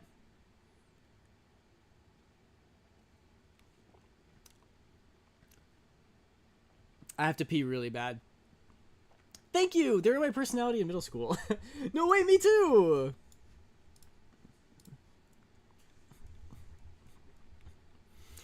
I think this is the part of the song where he says it. Ludextras says, "Where are you?" And I'm so sorry. I'm gonna turn it down just a little bit. This has got to be it, right? I'm going for it. Where are you? And I'm so sorry. I cannot sleep. I cannot dream tonight. I need somebody and always. This sick, strange darkness comes crawling in every time. And if I shout, panic, the spiders catching things and eating their insides like indecision to call you. And hear your voice of treason. Will you come home and stop this pain tonight? Stop this pain tonight. Anyway, you're welcome. Are you rushing or are you dragging? I don't know. Slaps. I'm like J.K. Simmons if Whiplash was about Midwest emo. Don't clip that. Don't clip that. Don't clip that. I'm raiding out. You're not allowed to clip that. I'm raiding Giomi. I don't care. I'm not thinking about it. Get out of here. No clipping allowed. Twitch is gonna get mad at me for copyright because I sang that so freaking good. Get out of here. Okay, I'm actually gonna raid out though. I have to pee so bad. Bye everybody, thank you so much for hanging out. I had a really fun time. Guys, you cannot clip that winky face. Dex, shut up! Shut up! No! It's not allowed under any circumstances. Stop! I will delete the VOD. Anyway, thank you so much for hanging out. I will see you again on Friday. We're probably gonna be doing more of this. But, you know, maybe I'll do Balatro, or maybe I'll do like a Phasmophobia and maybe some observation duty, like some spooky games or something, and maybe toss it up. I don't know. Yeah, don't forget that rating is our raid message. I'll see you all again on Friday. Thank you so much for hanging out. Bye, everybody.